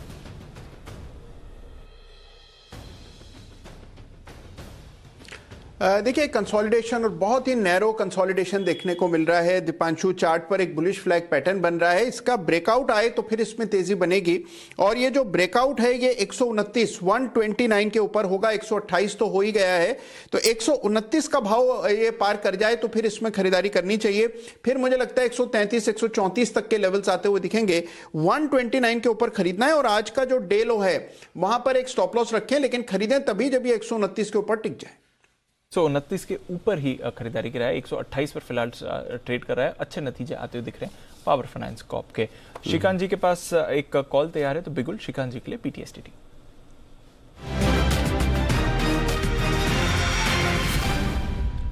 बताएं श्रीकांत जी। बिल्कुल, देखिए दीपांशु, वैसे काफ़ी सारे इंडेक्स हेवी वेट्स में अच्छी तेज़ी बनी है, और मुझे लगता है कि अभी रिलायंस के बाद अगर कोई इंडेक्स हेवी वेट चल सकता है तो वो है लार्सन। और काफ़ी अच्छे एक पोल फॉर्मेशन के बाद एक अच्छा फ्लैग बना है, और उस फ्लैग के कंटिन्यूएशन पैटर्न के बाद मुझे लगता है कि वापस ये स्टॉक एक बार 1600 के करीब जा सकता है, और वैसे भी काफ़ी अच्छी तेज़ी बनी है इंफ्रा और कैपिटल गुड्स में। तो करंट लेवल से लार्सन को बाय किया जा सकता है। 1530 के करीब ट्रेड कर रहा है। यहाँ पे हमें स्टॉप लॉस रखना है 1510 रुपये का, यानी कि 20 रुपये का स्टॉप लॉस रहेगा। और बीटीएसटी के बेसिस पे हमें लगता है कि ये स्टॉक वापस एक बार 1575 से 1600 के लेवल्स दिखा सकता है। तो करंट लेवल से लार्सन को खरीदा जा सकता है।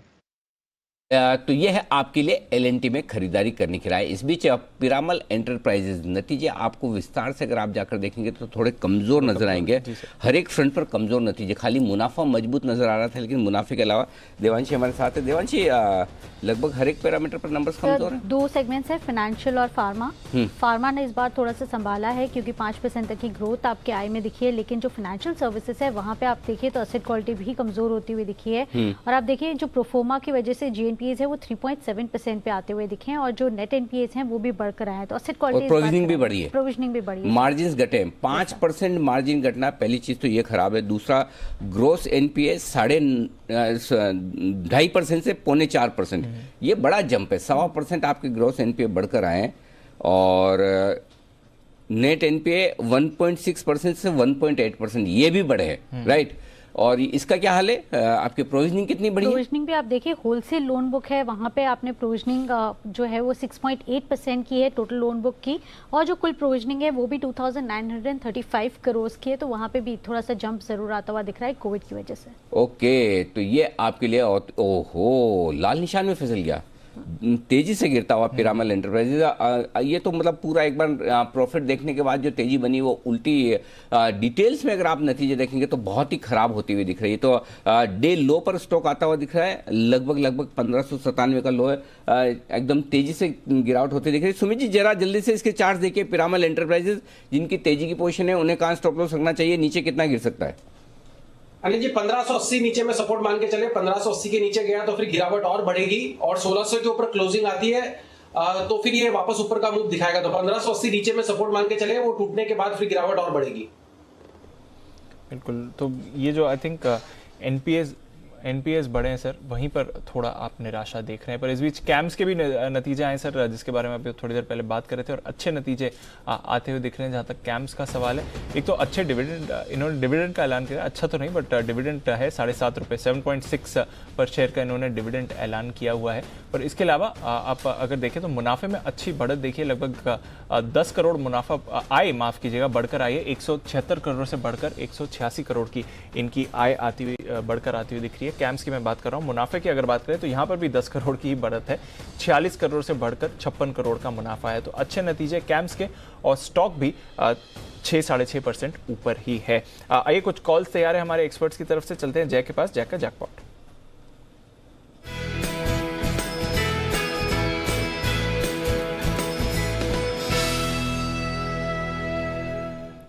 बताया जय।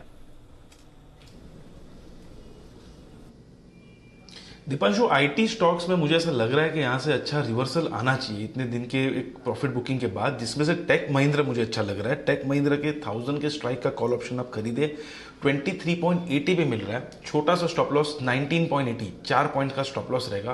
पहला टारगेट दीपांशु बनेगा 31 का, सेकेंड टारगेट बनेगा 36 का। क्लियरली एक सिमेट्रिकल ट्रायंगल पैटर्न फॉर्म हुआ है ये स्टॉक में, और अगर वीकली चार्ट्स अगर आप देखें तो इसमें मॉर्निंग डोजी स्टार पैटर्न बनने को है। कल वीकली क्लोजिंग है और मुझे नहीं लगता 960 के नीचे ये जाएगा। सो morning doji star reversal candlestick pattern जब भी फॉर्म होता है एक अच्छा आप मूव देखने मिल रहा है। सो टेक महिंद्रा का 1000 की स्ट्राइक का कॉल ऑप्शन लेकर चल सकते हैं। ओके, तो ये है आपके लिए जय की तरफ से टेक महिंद्रा। यहाँ पर रखिए नजर, एक बार फिर से 1000 के अटेम्प्ट कर रहा है काउंटर, 1000 की कॉल खरीदनी है, जय की है आपके लिए ये राय। पर आइए चलते हैं अनिल जी के पास और क्लोजिंग के 10 मिनट पहले जान लेते हैं फाइनल स्ट्रैटेजी क्या है।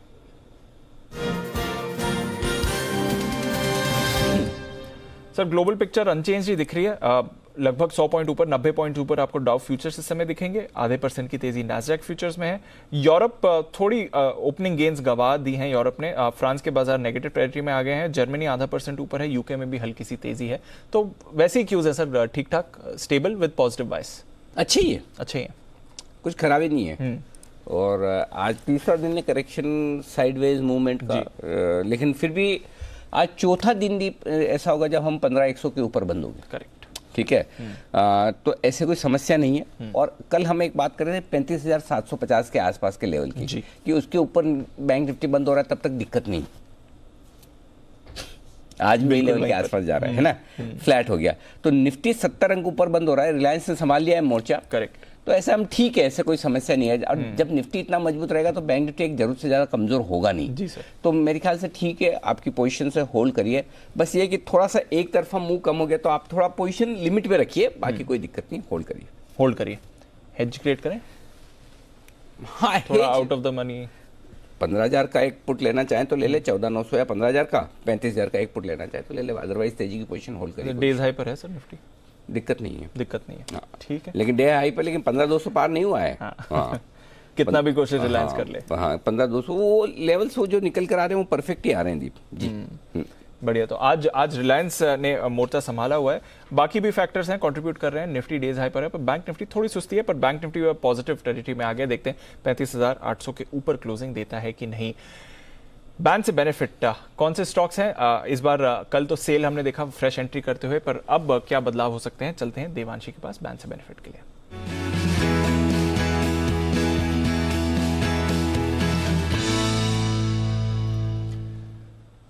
देवांशी, कोई भी स्टॉक बाहर आएगा? सन टीवी आने की उम्मीद है, 79.4% है, तो 80 से नीचे है तो निकल सकता है।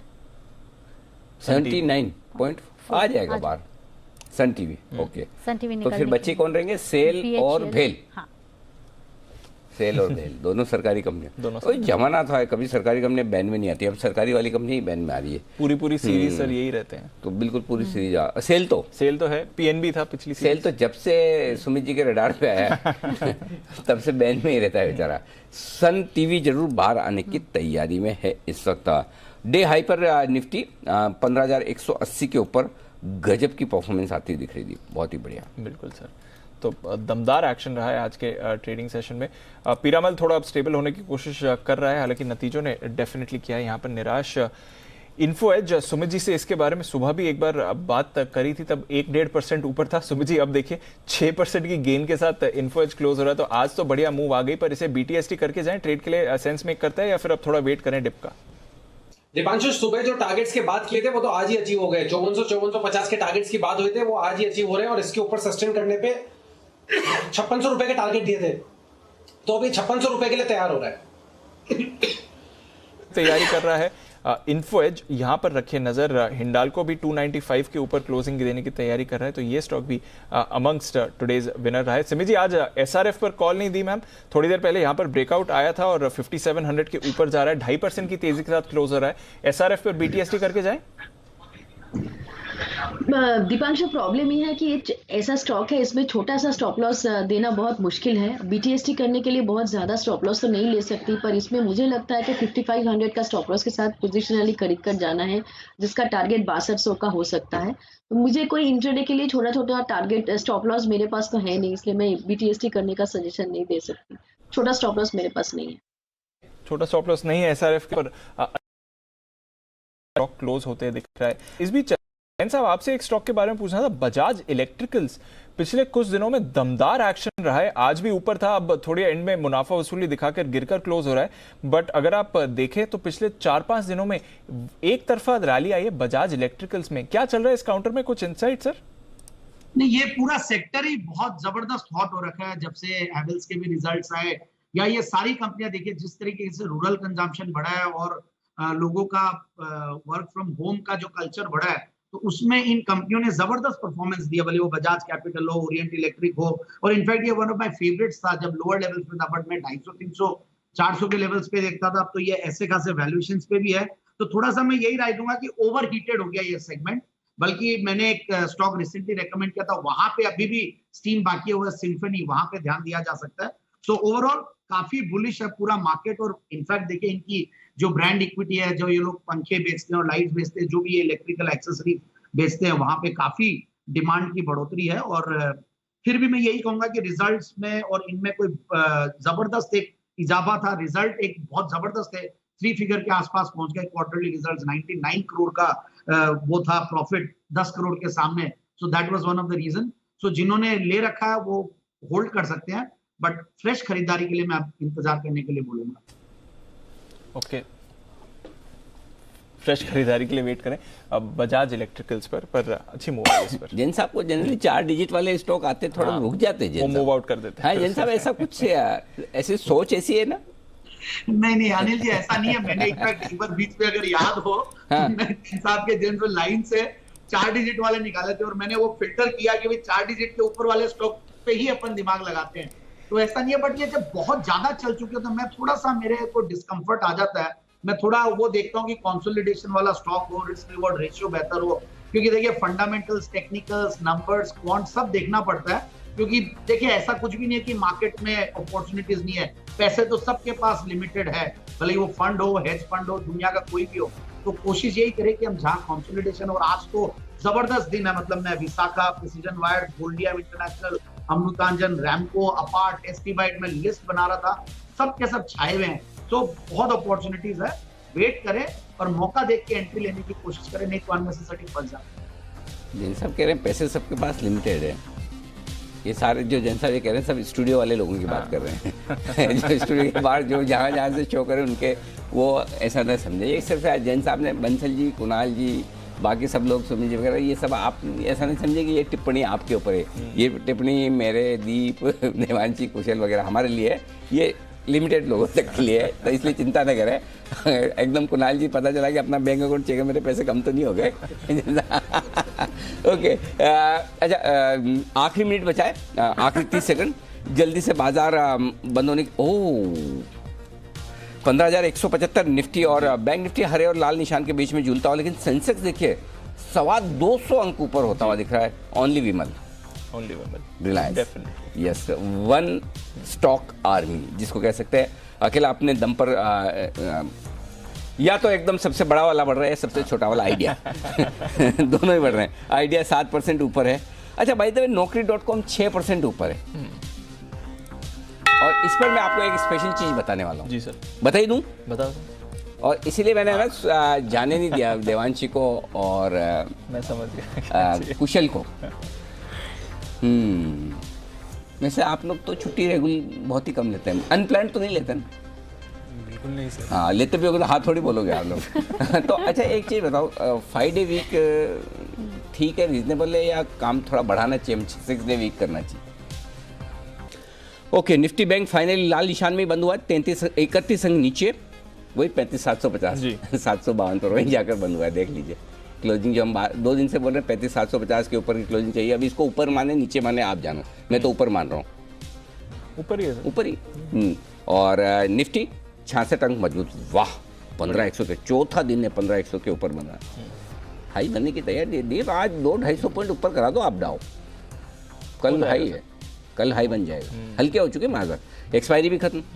सर, इस 66 में से लगभग 50 पॉइंट तो सिर्फ RIL के आ रहे हैं, तो मतलब बाकियों का पार्टिसिपेशन अगर आ गया तो फिर बाजार और ऊपर जाएगा। आज नंबर बड़े इंटरेस्टिंग, 66 निफ्टी 222, 222 ये बंद हुआ है आपका सेंसेक्स 222 अंकों पर।